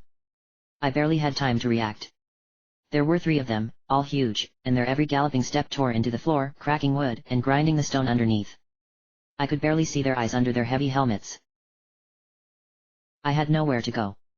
A stallion grabbed me by the mane and threw me out of the bathroom, right into the hooves of another. My cry for mama was cut short by a jagged horseshoe slamming into the pit of my stomach, knocking the air out of me. "What are you doing?" Mama shrieked, jumping one of them, only to be sent to the floor with one shove. While that one held Mama at bay, the other 2 pushed me to the floor and bound my legs together. Mama beat the pony, blocking her with all her might, but he did not so much as flinch. Not again, not again," she wailed. When Mama proved persistent, the stallion twisted her hooves and threw her to the floor. "For her crimes against Equestria," said the stallion as he stepped off her, "the Equestrian Bureau for State Security is placing your daughter under arrest." "What are you talking about?" Mama asked, getting up and skipping back a safe distance. The stallion reached to his belt and took off a set of cuffs, making a calm step towards her. "For your own protection, you are also coming with us." He held the cuffs out between them. "You have no reason to make this difficult." As one stallion stood me up, the other got my towel from the bathroom and wrapped it around my bat wing. They shoved me towards the door, giving me 1 second to see my mother being cuffed. "Mama, I'm sorry." I had been afraid that one day the EBSS would knock on my door. But as I realized, that was just crazy. The EBSS doesn't knock.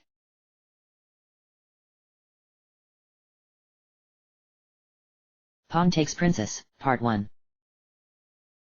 New page.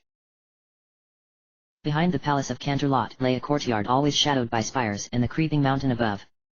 There, in a dry field where grass didn't grow and no tree stood, a parched dirt road ran marred by ravines left behind by countless wheels.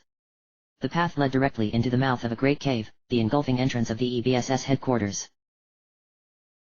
Our cabin bumped as the cart's wheels jumped from one dried mud track into another, and with a sudden yank, we came to a stop. The armored stallion at the end of the cabin stood up to inspect the cuffs on our hooves and the wing binds encircling our chests. We had arrived. He lifted the curtain and waved for his friends to help us from the cabin. The chains on my legs barely left enough room to hobble over to the cabin's edge, and they had to lift me down lest I broke something trying to jump. Mama didn't move. She did not put up a fight or even acknowledge the urging words of the armored ponies, she merely sat slumped against the cabin's side and stared at the spot where I had been sitting. They got her out of the cabin and made her stand, then began driving her into the cave with none too light tugs and pushes. I required no such persuasion, I knew they'd get me in there one way or another. No point in delaying the inevitable, I thought, and if I was going to walk into the mountain never to see light again, I'd at least do it on my own accord. They did not tell us anything, and I knew better than to plead or beg. I trusted they knew what they wanted from me, and when they thought appropriate, they would ask. So it was that Mama and I descended into the dark, cold caverns beneath Canterlot, our way guided by tiny sparks of magical light that festooned the stalactitic cave, our steps dogged by Celestia's most faithful pets. It wasn't long before we came to a massive slab of metal embedded into the rock, studded by gems and imprinted runes, and guarded by a pair of stallions, the door to the inner sanctum. Unlike our EBSS escorts, these two guards had golden armor and white coats underneath, royal guards by any description. Celestia must have figured the EBSS should not spend their time on something as menial as guarding a doorway. They consulted our escorts as to who they were and whom they brought, and after a few minutes checking papers, they confirmed that we could enter. They blindfolded us first. After they made sure our eyes are properly covered, there was silence for a moment. I heard metal scrape on metal as the slab slid to the side, and I felt the rush of air fleeing the space beyond, warm and stuffy as it brushed my coat. A shove against my back signaled that I was to begin walking.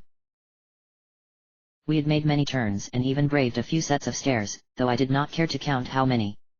I heard the off-hoof remarks of the dogs as they passed by, whispering about the children of the night and ridding the land of my kind. In the blackness before my eyes, I found myself assigning personalities to every hushed whisper. It was one way to keep my mind occupied. By this time I had made peace with the fact that I had spent the rest of my days here. As for Mama, well, she was innocent. If the EBSS was so smart, they had to know that. I hoped they knew that. A door again slid open, and a push sent me forward. My hoof caught on a high door sill, nearly making me fall. Once inside, they removed my blindfold. Only there did I realize that Mama was no longer with me. They had taken me to a small cell lit dimly by a permeating light with no discernible source. The guards had already left, one was just in the process of sliding the barred door back in its place. I rushed to wrap my hooves around the bars. Is she safe? The guard reached across the bars to shove my back, clicking the door in place and turning a rusty key. I ran up again, sticking my muzzle between the bars. Is Mama safe? Please, is she safe? He looked at me with a disdain I had never encountered. It started to sink in, then, that to these ponies I was nothing but another threat to the state, not a pony, not even a criminal, just another element to be removed, a piece of documentation to be filed, a statistic to be logged. I wondered whether only ponies without souls applied to the EBSS or if giving them up was part of their contract. The cell itself was, I'd have said small, but in all honesty, it wasn't much smaller than my bedroom. About 2 by 2 ponies in area, and the floor, dirty as it was, wasn't even littered by parchments and books. A large, stained bag of linen lay by the far wall, stuffed by old hay that absolutely reeked with the smells of leakage dripping from the mountain wall and bodily secretions of the ponies who had been here before. My bed, I took it, though even the floor seemed more inviting.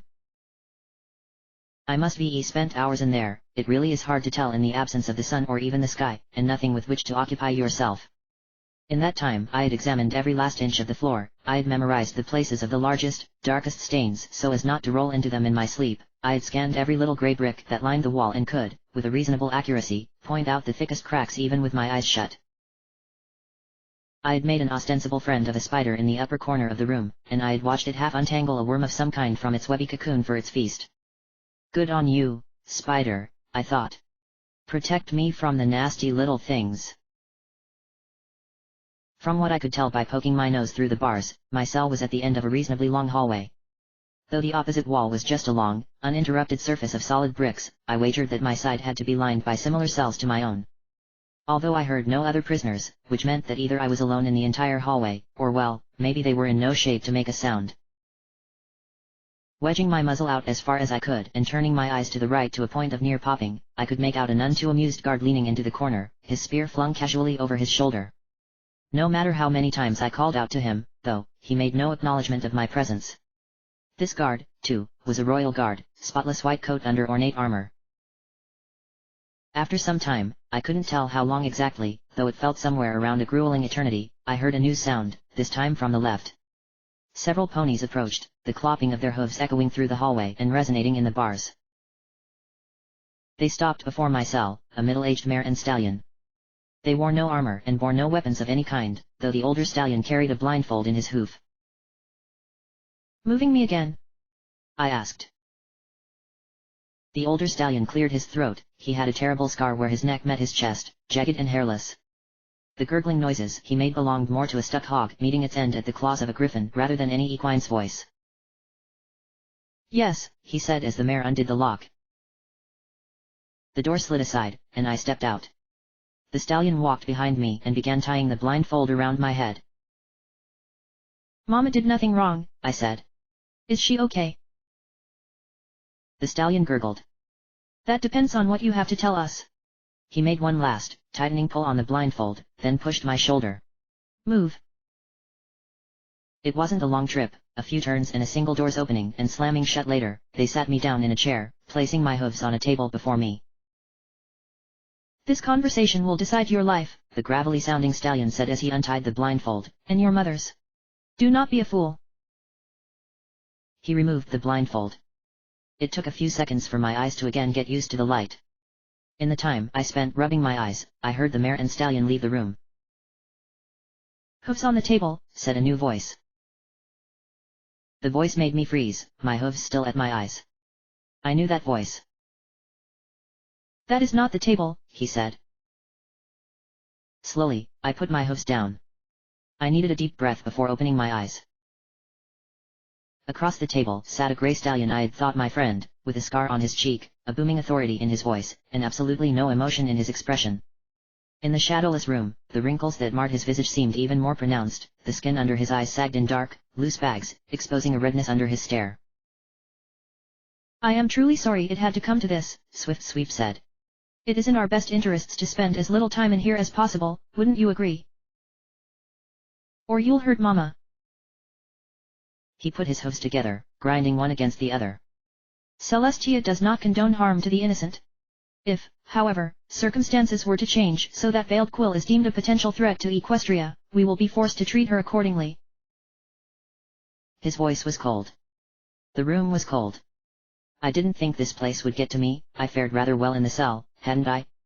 Or at least not this quickly. But to see Swift Sweep like this. In hindsight, I should have known.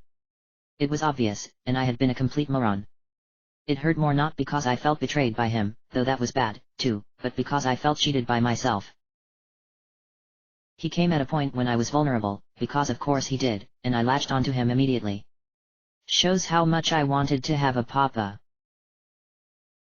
For all my pride in leaving home and living alone as an adult, I came to understand that I still was the same gullible kid that had followed Flora Dawn into the woods in search of a mythical pond.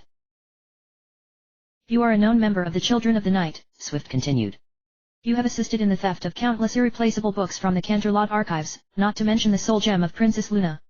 As you imagine, number 39, to say you are in trouble is an astounding understatement." So they knew all that. What do they even need me for? "You must have written my confession already," I said. "Just tell me where to sign."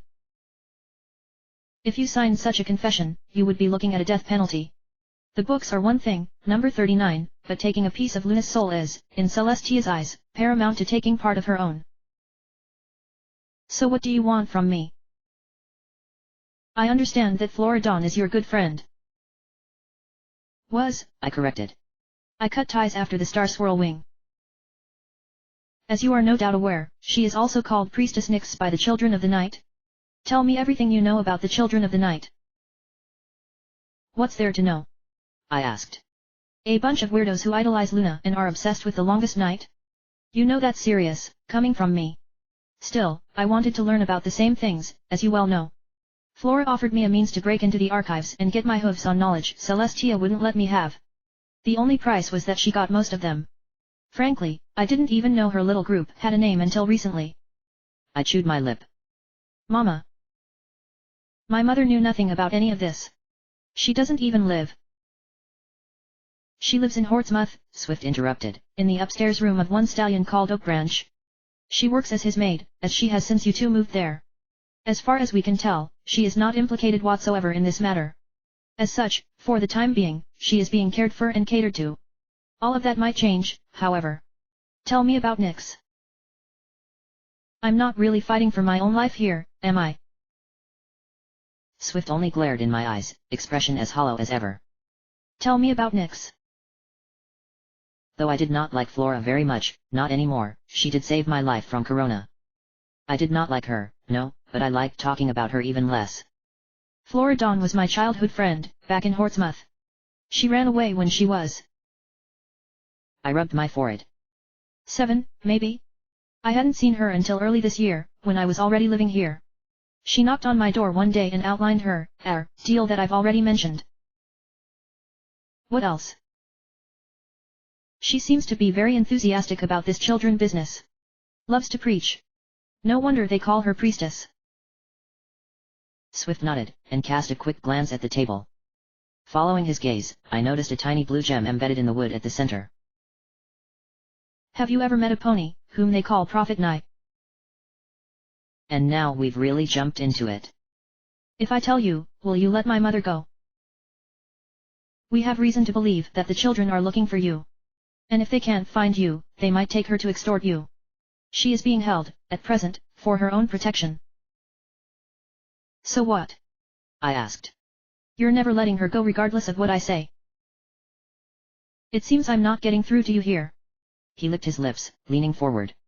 Veiled Quill, as of this moment, is enjoying the protection of the EBSS because we have no reason to suspect she was part of your little scheme. It's up to you to provide enough information to support that assumption. They're a bunch of kids. I snapped, slamming a hoof on the table. They took in Nyx, they took in all the others who had nowhere to go. They helped me find answers about my own life that Celestia would have buried forever. I don't like them, no sir. I shuffled my batwing under the wingbind. But I can't just give them up. You take Nyx. You take Flora, you'll ruin so many more lives. He raised his brows. I admire your sincerity. You are, however, entirely ignorant of who the children of the night really are, or you're pretending to be. Now, we both know that if we want you to talk, you will talk. We have ways, number 39, and you're nowhere near the toughest nut we've had to crack. He touched his hooves together again. I would much prefer to resolve this quickly and cleanly. I tried to look brave, I really did. Flora was crazy, but she was not a bad pony, I did not want to toss her to the dogs. Swift was just trying to intimidate me, I knew it. I gulped. Swift took his hooves off the table, leaning back and running his gaze across the ceiling. He then leaned forward with a sigh. In his eyes, I saw frankness he hadn't shown since the last time we met at the Pristine Pillars. If I hadn't known better, I might have believed these were really the eyes of a concerned friend, a stare that begged to be heeded. It looked like he was trying to hide it, but I saw him gulp, too. There is no use playing hero to these ponies. Help me help you, Paige.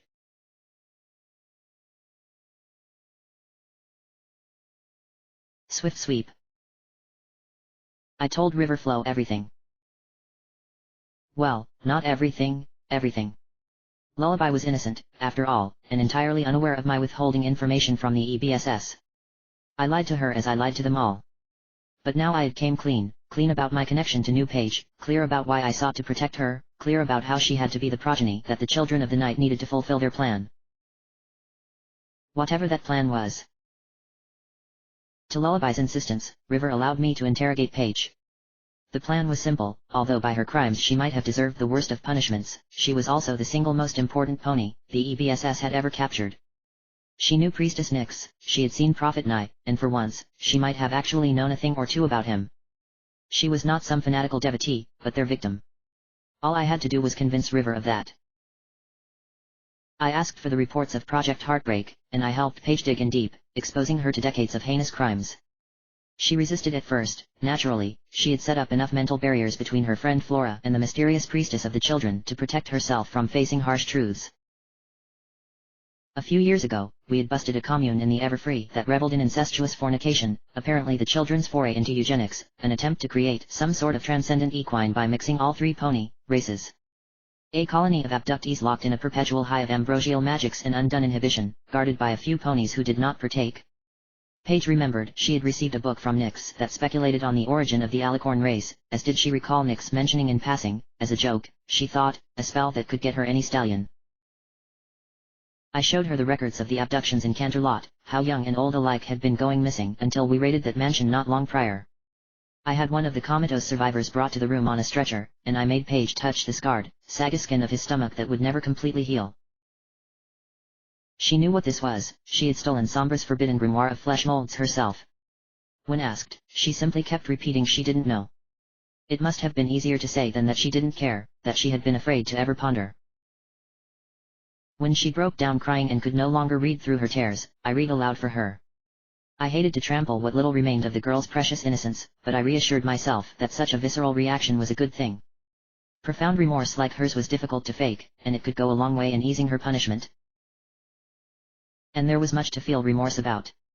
The papers of Project Heartbreak seemed a never-ending theater of horrors, all put on play in honor of the greatest monster who had ever lived. For these were the children of the night, Nightmare Moon's most devoted servants. My disgust for them far exceeded my hate for any other of her creations, for whilst most of the Nightmare's fiends did not reach further than a primal desire to destroy to justify their deeds, the children of the night sought to explain away their actions by visions of grandeur and empty words of ideology. Nightmare Moon had reveled in seeing the end of her world. These ponies poised themselves to be its saviors. The worst part was that they believed it themselves. And whether she liked it or not, knew Paige was now one of them. Paige talked. She talked like I knew she would, revealing everything she knew. She told us all she knew about Nyx, and she talked about her dreams of a mare in chains. She explained in great detail what Prophet Nye was, how he influenced one's mind by a mere look into their eyes, and how he was able to recover from wounds that would have killed an ordinary pony, twice over. Indeed, if we were to believe her words, and I felt inclined to, then Prophet Nye was unlike anything the EBSS had ever faced. We had conducted surveillance on old, senile nobles, we had kept records on troublesome youth, at times, we had even gone after brutish demons like the elusive White Wolf. Never had we faced a creature so slippery, so insidious as Nye. I was sure our associates in the EBSS laboratories would love to take the fiend apart to find out what made him tick. Paige continued the tale. She revealed the location of the children's hideout, the mansion of the noble star called Comet III. She told us about the mirror and how they had used it to break into the archives, and she told us all about Nyx's alicorn amulet. At least now we knew how Nyx had burnt through the inhibitor back that night. Her tears had long dried by the time we finished.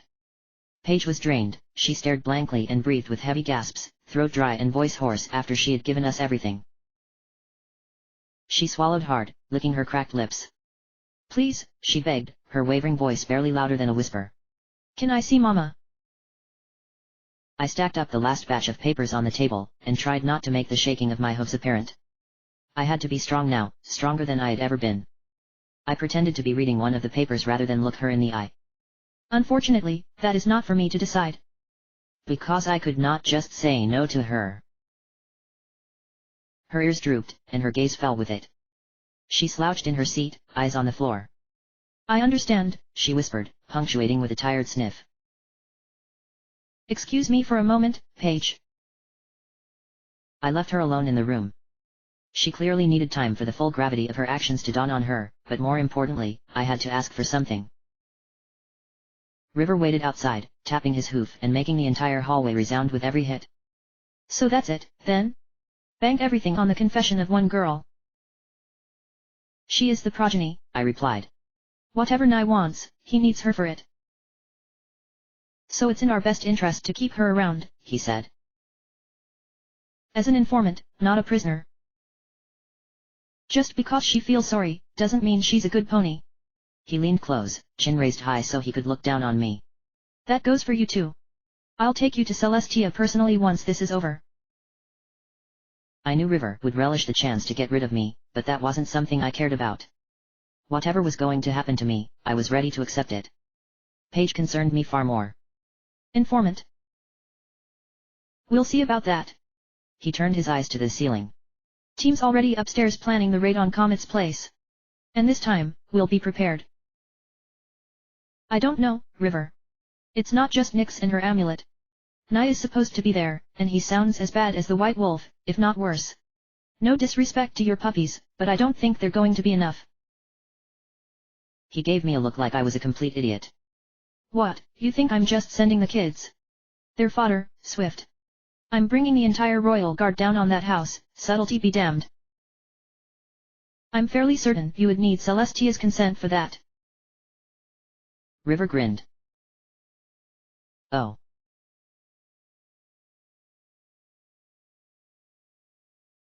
We would not repeat the same mistakes this time. Nyx would not get away. Although an individual royal guard lacked the expertise of us old dogs, they made up for that in their sheer numbers. On Celestia's order, every royal guard presently stationed in Canterlot now answered directly to River Flow. Preparations were made in secret through a few couriers spreading the message across the royal guard. All were instructed to remain at their posts so as not to tip off the children. When the signal came, they would know where to go. We gradually increased the number of guards on the walls and had a few more rolled out onto the streets, but subtly so. An ordinary civilian should not have been able to notice that anything was happening. While the royal guards would make up the brunt of the strike force, it was left to the EBSS to spearhead the raid. We outfitted dozens of puppies with power armor and covertly moved them close to the Star Call Comet residence. The mansion was out on a rocky cliffside at the edge of the city. It stood lonesome at the precipice of the Great Drop, meaning none of us could get too close without being in plain sight. River had arranged a wagon to pass by the mansion on its way to the plaza, bearing the crest of the Apple family, the single most inconspicuous thing River could think of. On the corner of the road that led down the hill to the mansion, an inconveniently placed rock would shatter an axle and break one of the cart's wheels. One of the stallions who pulled the wagon would go off looking for help, while the other would stay behind to watch over their wares. The accident happened on time, and the Apple stallion arrived in our workshop exactly as he had to. River and I adjusted our workers' caps, and I clenched my teeth on a spare wheel. Thus, we approached the cart. As we walked down the narrow alleyway that connected the workshop to the street, I peeked from under the bill of my cap. A royal guard perched on the low balcony of a nearby spire. I did not see him turn his head, but he clapped a hoof on the horn hanging from his belt as we passed. He was ready and waiting. Once at the cart, I gave the wheel to the Apples, helping him prop the cart for repairs. While they worked, River and I climbed inside to inspect their goods. Behind the many crates filled to the brim with succulent fruit and barrels of frothy cider, we found two peculiar boxes. Peculiar not just because they bore the signs of pears as opposed to apples, but also because they were not carrying foodstuff at all. River closed the curtains of the cart as I unpacked the boxes, enchanted black plate to go over rune-inscribed chain mail, heavy helmets to protect the skull and cover the face, and wing plates with blades to go at the tip of every feather. We fastened the latches and tightened the straps. Any EBSS agent worth his salt had to know how to put their armor on in a matter of minutes. River walked to the curtain, rattling his wings in anticipation. Even with a visor over his face, I could plainly see the resentment in his eyes. You stay with me, understand? I closed my eyes for a moment, taking in a deep breath and slowly exhaling. Believe me, I said, I want to catch these bastards as much as you do. More than you do. He narrowed his eyes. We'll see about that. Clearing his throat, he knocked a hoof on his chest a few times and gasped for a deep breath. Ready or not? We jumped from the wagon at the same time, the pavement crumbling under the impact. All I saw before me was the rocky path that led to the mansion, and before my mind's eye I already saw myself crushing Nick's throat under my jagged horseshoes. River could have nigh. A horn bellowed across the city. Within seconds, royal guards filled the sky and descended on the building like a starved swarm. From the surrounding buildings and a few inconspicuous-looking carts jumped more ponies in black armor, all charging down the hill. The horn sound still echoed, mixing with the thunder of metal-covered hooves bashing rock and pavement, an avalanche to bury the children of the night in their own hideout. As the royal guards broke through the windows of the mansion, I bucked the front door off its hinges. Hundreds of royal guards reinforced the perimeter all around the mansion, and several squads of them galloped in our steps. We could not have been more thorough. There wasn't a single nook or cranny where the lunatics could have hidden or escaped. Even if Nyx chose to put up a fight, she wouldn't catch us off guard. We knew from experience she needed time to overpower an inhibitor, and this time we would not let her charge such an immense spell. It was all perfect. As River and I ran through the building, tearing the parquet and shredding carpets, I looked every which way. Every window broken, every room invaded, the tightest of spaces secured. And there was no pony home. We made it up the stairs, to the hall where Paige said we'd find the portal mirror. I shouldered the door open, ready to catch these lunatics in their desperate escape. Looking back, I should have noticed the smell earlier. There in that windowless hall, we found the only remaining inhabitants of the Stark Hall residence, frozen in a grotesque scene. They were 2 stallions, or rather, 1.5. Stark Hall Comet III slumped in an armchair, head slack on his shoulder and pipe hanging loosely from his mouth, his dead eyes staring into the distance. His right hoof drooped over the armrest, coat encrusted by old, dried blood. A congealed pool stained the carpet under his slit fetlock where a bloodied kitchen knife rested. But even that was a dignified death compared to the sight that welcomed us behind him. A stallion's rump slouched against the great mirror at the far end of the room. It was a corpse cut in half along his hip. Above, a blackened trail of blood left a mark on the glass as though the corpse had slid off. His other half was nowhere to be seen. The picture on his flanks of a silver platter covered by a dome told us who he was, Stark Hall's butler, described by Paige as strange and unresponsive even in his life. We could only speculate as to how he had become that way. His mind might have been fried by night, if what Paige had said about the demon's powers were true. Perhaps the butler would have come to us otherwise. The flies had already got to work on both bodies, invading their orifices and filling their softest tissues with their young. Behind us, royal guards and puppies rushed in, most skidding to a halt with yelps and visible heaves of their stomachs. I recognized the empty sockets that festooned the top of the mirror. By Paige's account, these had to be the places of the enchanted gemstones that had powered the magical portal. Now there was nothing but a series of silver-lined holes, all vacant. "Sir," called a royal guard by a fireplace. The building had to have been abandoned for days, yet hot embers still smoldered in the fireplace. The guard poked the flame with a stick. "I think these are books, sir." Just as I was about to take a closer look, I felt a powerful impact at my head that sent me to the floor. Though my helmet mitigated the pain, it was still enough to disorient me. I got on my hooves to the sight of River lowering his hind legs. He stamped over, pushing me back to the floor. "You imbecile! They knew we were coming." The guards and puppies gathered around us, and they watched, either in entertainment or in fear of River. "You should have arrested Paige a week ago, but no, you couldn't, you didn't, you useless piece of—" His tirade quickly descended into a fit of coughs. He grasped to his throat and banged at his chest, coughing and spitting, mucus splattering through his helmet's visor. I took pleasure in swift karmic punishment. I did because the only response I could have provided would have been screaming insults right back. Because I knew he was right. It was all my fault, was it not?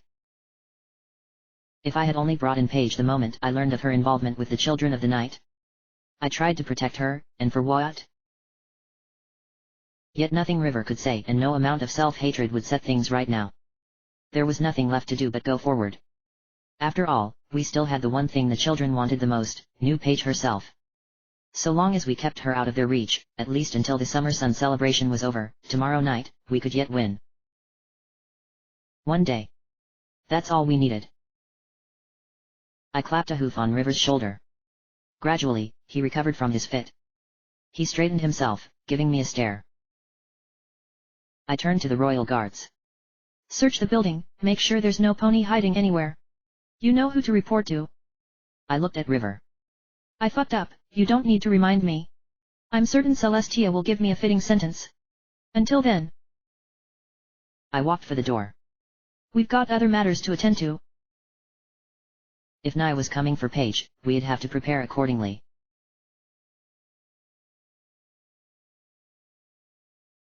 Celestia gave us until the summer sun celebration to find Nye. Though she did not specify a punishment if we were to fail, I had a feeling I did not want to find out. River was furious. He insisted he take the hoof vice to Paige to find out if there was anything she kept from us. I protested, pointing out he had much better spend his time assessing our raid on the mansion. There was much to go through, indeed, half-burned books, partial parchments, and the reports of our unicorns analyzing the residual magic of the mirror. He did not listen. I discarded all pretense, all sense of pride. I begged River to be the one to interrogate Paige again. Perhaps I succeeded in appealing to his arrogance, or maybe he simply loved to see me suffer. I did not put either of those past him. In the end, River conceded. But I would have to use the vice, that was an order. If I refused, he'd do it himself all the same. It was nothing I hadn't done before. You merely place the hoof in the vice and turn the rack until you hear the crack.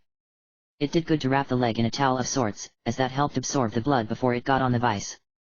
An interrogator of my skill could draw out that first splitting of the hoof and keep the recipient on edge for hours. The tighter the vice, the looser the tongue. It also paid to draw out the time between turns on the crank so that the pain had time to settle before springing up anew. Simple. Routine. Emotionless. I'd learned how to block out the screams. Lullaby agreed to do it for me. I hoped, she would be more merciful than River. I retreated to my room an entire level below. Even through the thick layer of rock and the pillow pulled over my head, Paige's cries of agony and pleas to stop echoed in my ears. Of course, she could tell us no more than she already had. If I had brought her in earlier, maybe this could have been avoided. We could have found Nye and Nix before they had a chance to flee, and then Paige would have been sent to the mines, or for her young age, a re-education camp at best on the Griffin border. Now wouldn't that have been better?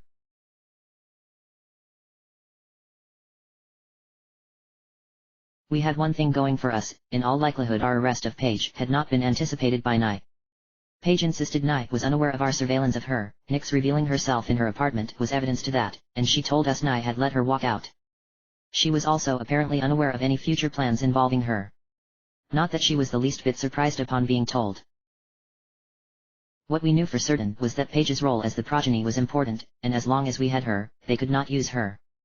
Nonetheless, we took all the precautions we could. We knew that Nye and Nix possessed magics that could tunnel through even the supposedly impenetrable defenses of the Star Swirl the Bearded Wing, which meant there was little we could do.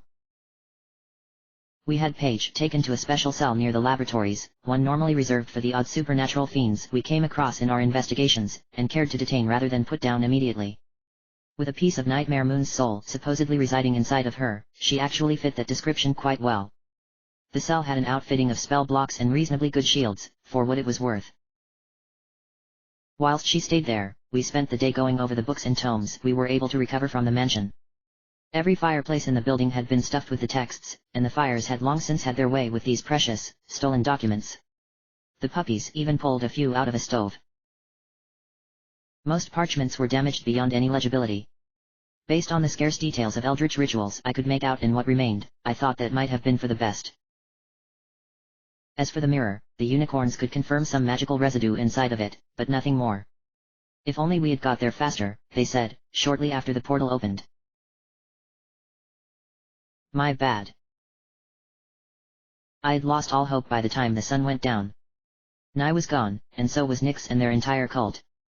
We went through all of the reports and interrogated many of the lunatics we had brought in on previous days, but nothing yielded anything. To most of them Nye was more like a mythological figure than a flesh and blood equine, some pony they hoped in their wildest dreams to perhaps see one day. Whilst Priestess Nix spread the gospel among these misguided folk, Nye had been at work in the shadows all these years. In the meantime, the unicorns in the labs poked and prodded Paige, trying to find out more about the supposed fragment of Luna's soul inside of her. We considered calling Celestia to excise the fragment from her, as she had from us night guards. However, the unicorns found the soul so diluted it seemed to barely even exist. Or rather, it was hardly a separate piece woven between the threads of Paige's soul, it seemed, in fact, part of her very being. Celestia's magic might have disintegrated Paige's soul outright before the corrupting influence was gone entirely. Even in the best of cases, it might have severely hurt Paige, and right now, we needed her alive and well. River paced up and down in his office. Celestia is going to have our heads. Yeah, probably, Lullaby mumbled around the rasp in her mouth, leaning back in her chair. She focused her attention on filing away at a four-hoof. But hey, at least we've got the progeny, and we completely shut down their operation here in Canterlot. That counts for something. Closing my eyes, I placed the side of my head against the wall and let loose a groan of exhaustion. There has to be something we're missing. Paige. New Paige said Nix lost a leg. They couldn't have got far, wherever they are. Oh, they could have, said River, still pacing. We had a train depart just yesterday. So check where that went, Lullaby replied. River stomped. I have. They weren't on it. I still expect them to come for new page, I said. Have we got our defenses ready? He rolled his eyes. Yes. And if they're stupid enough to assault EBSS HQ during the Summer Sun celebration, they really do deserve everything that's coming to them. We should be on the lookout, is all I'm saying. Noted. Got any more genius insights, or? Some pony knocked on the door. Ah, that's gotta be a guard. Sure took his sweet time. Yes. The door opened, and a squeamish-looking royal guard stepped in. It was the new guy I had come to recognize by now. Frankly, I didn't even like looking at him, he filled me with this second hoof awkwardness that I could barely tolerate. He gulped before he spoke. You needed a guard, sir. Yeah, said River, so tell me if you find one. He began laughing, or at least tried to, it sounded more like another fit of coughs. The royal guard puffed his chest, trying to mask the clear offense in his eyes with that stone-cold look all of them learned to put on. Sir. Just get me number 39, would you? Asked River. Bring her to the interrogation room. He glared at him, cocking his head slightly.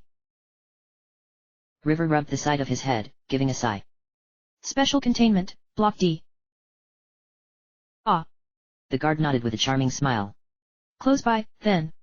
It should only be a minute. Why are you still standing here? The guard threw a quick salute, then walked off without even closing the door. The only thing I hate more than the puppies are these sorry royal guards, grumbled River. I rolled my eyes. There's something we can agree on. Give him a break, boys, mumbled Lullaby and threw one of her legs behind the backrest of her seat, taking the rasp to her other hoof. Every pony starts somewhere, and the day's been rough on all of us. She lifted her hoof. You think it looks fine? River quit pacing and stopped beside Lullaby. How do you do it? Do what? She asked, throwing the rasp behind her back. It bounced against the ceiling and landed on top of a high shelf with a clatter. River's brows furrowed, and he shook his head slightly. How do you even exist? I just know how to keep my cool.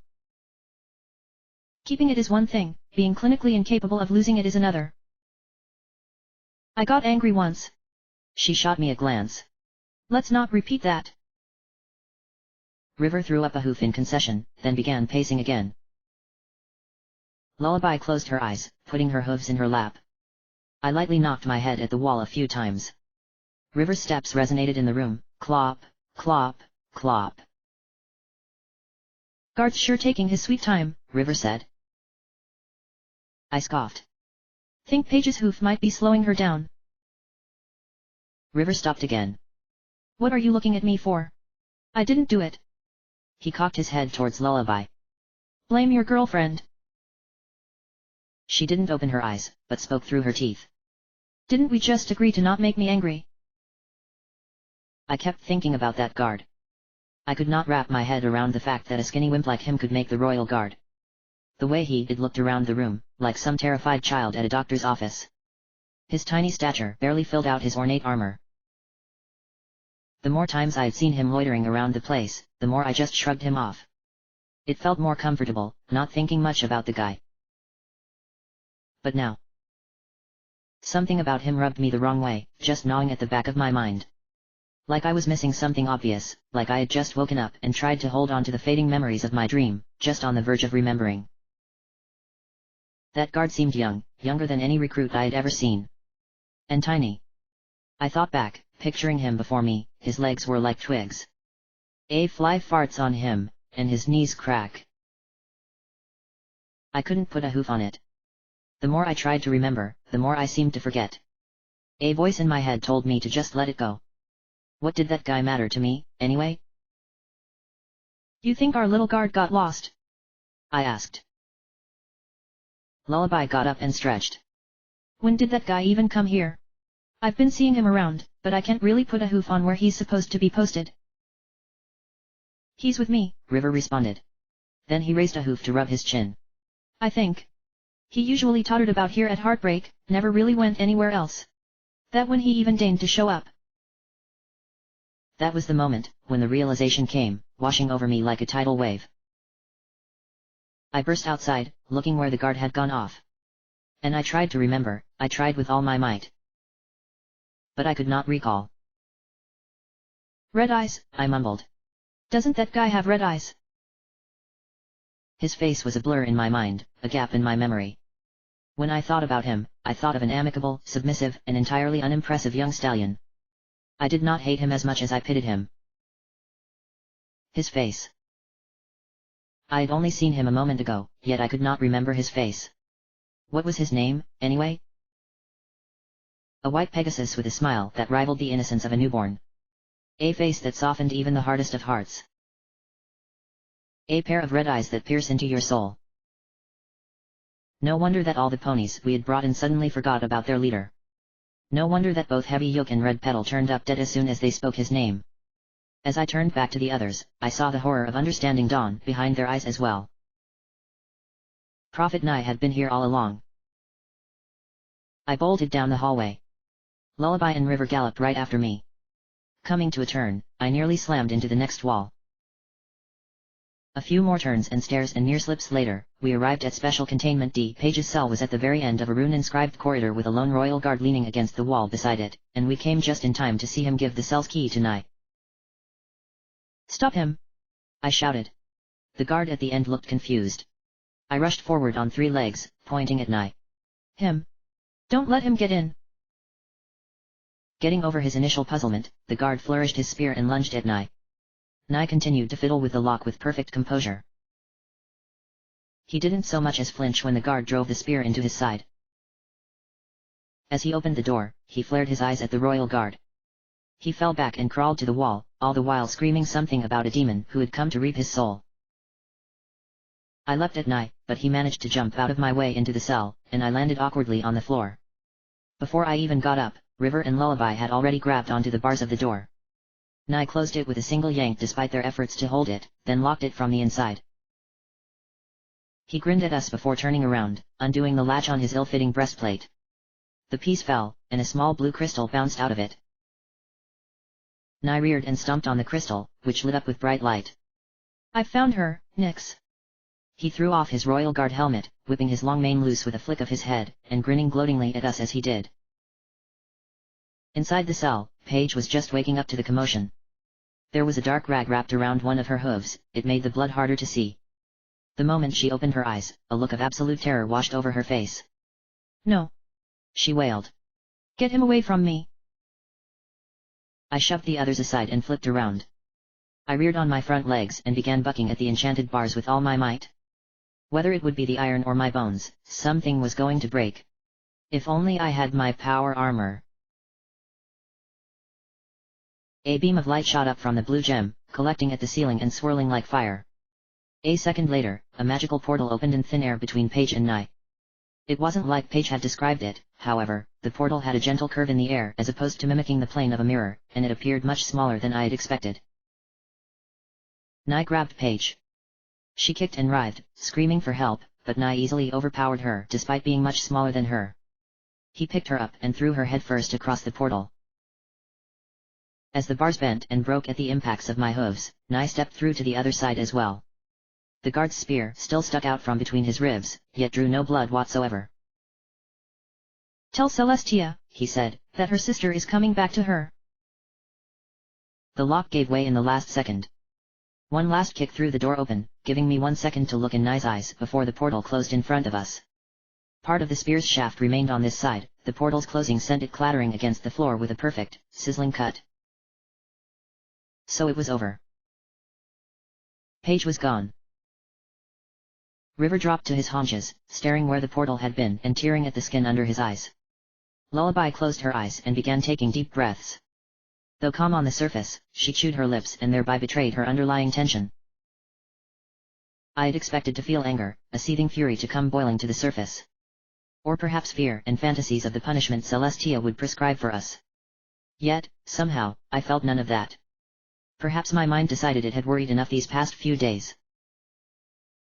I noted the blue crystal that Nai had used to signal Nyx. I picked it up, smelling it, and felt a piquant spike of magic on my tongue, the smell of the earth after rain, the scent of a cloud just before it struck with lightning. I tossed the crystal over to River. Get this to the unicorns right away. We might yet find where they went.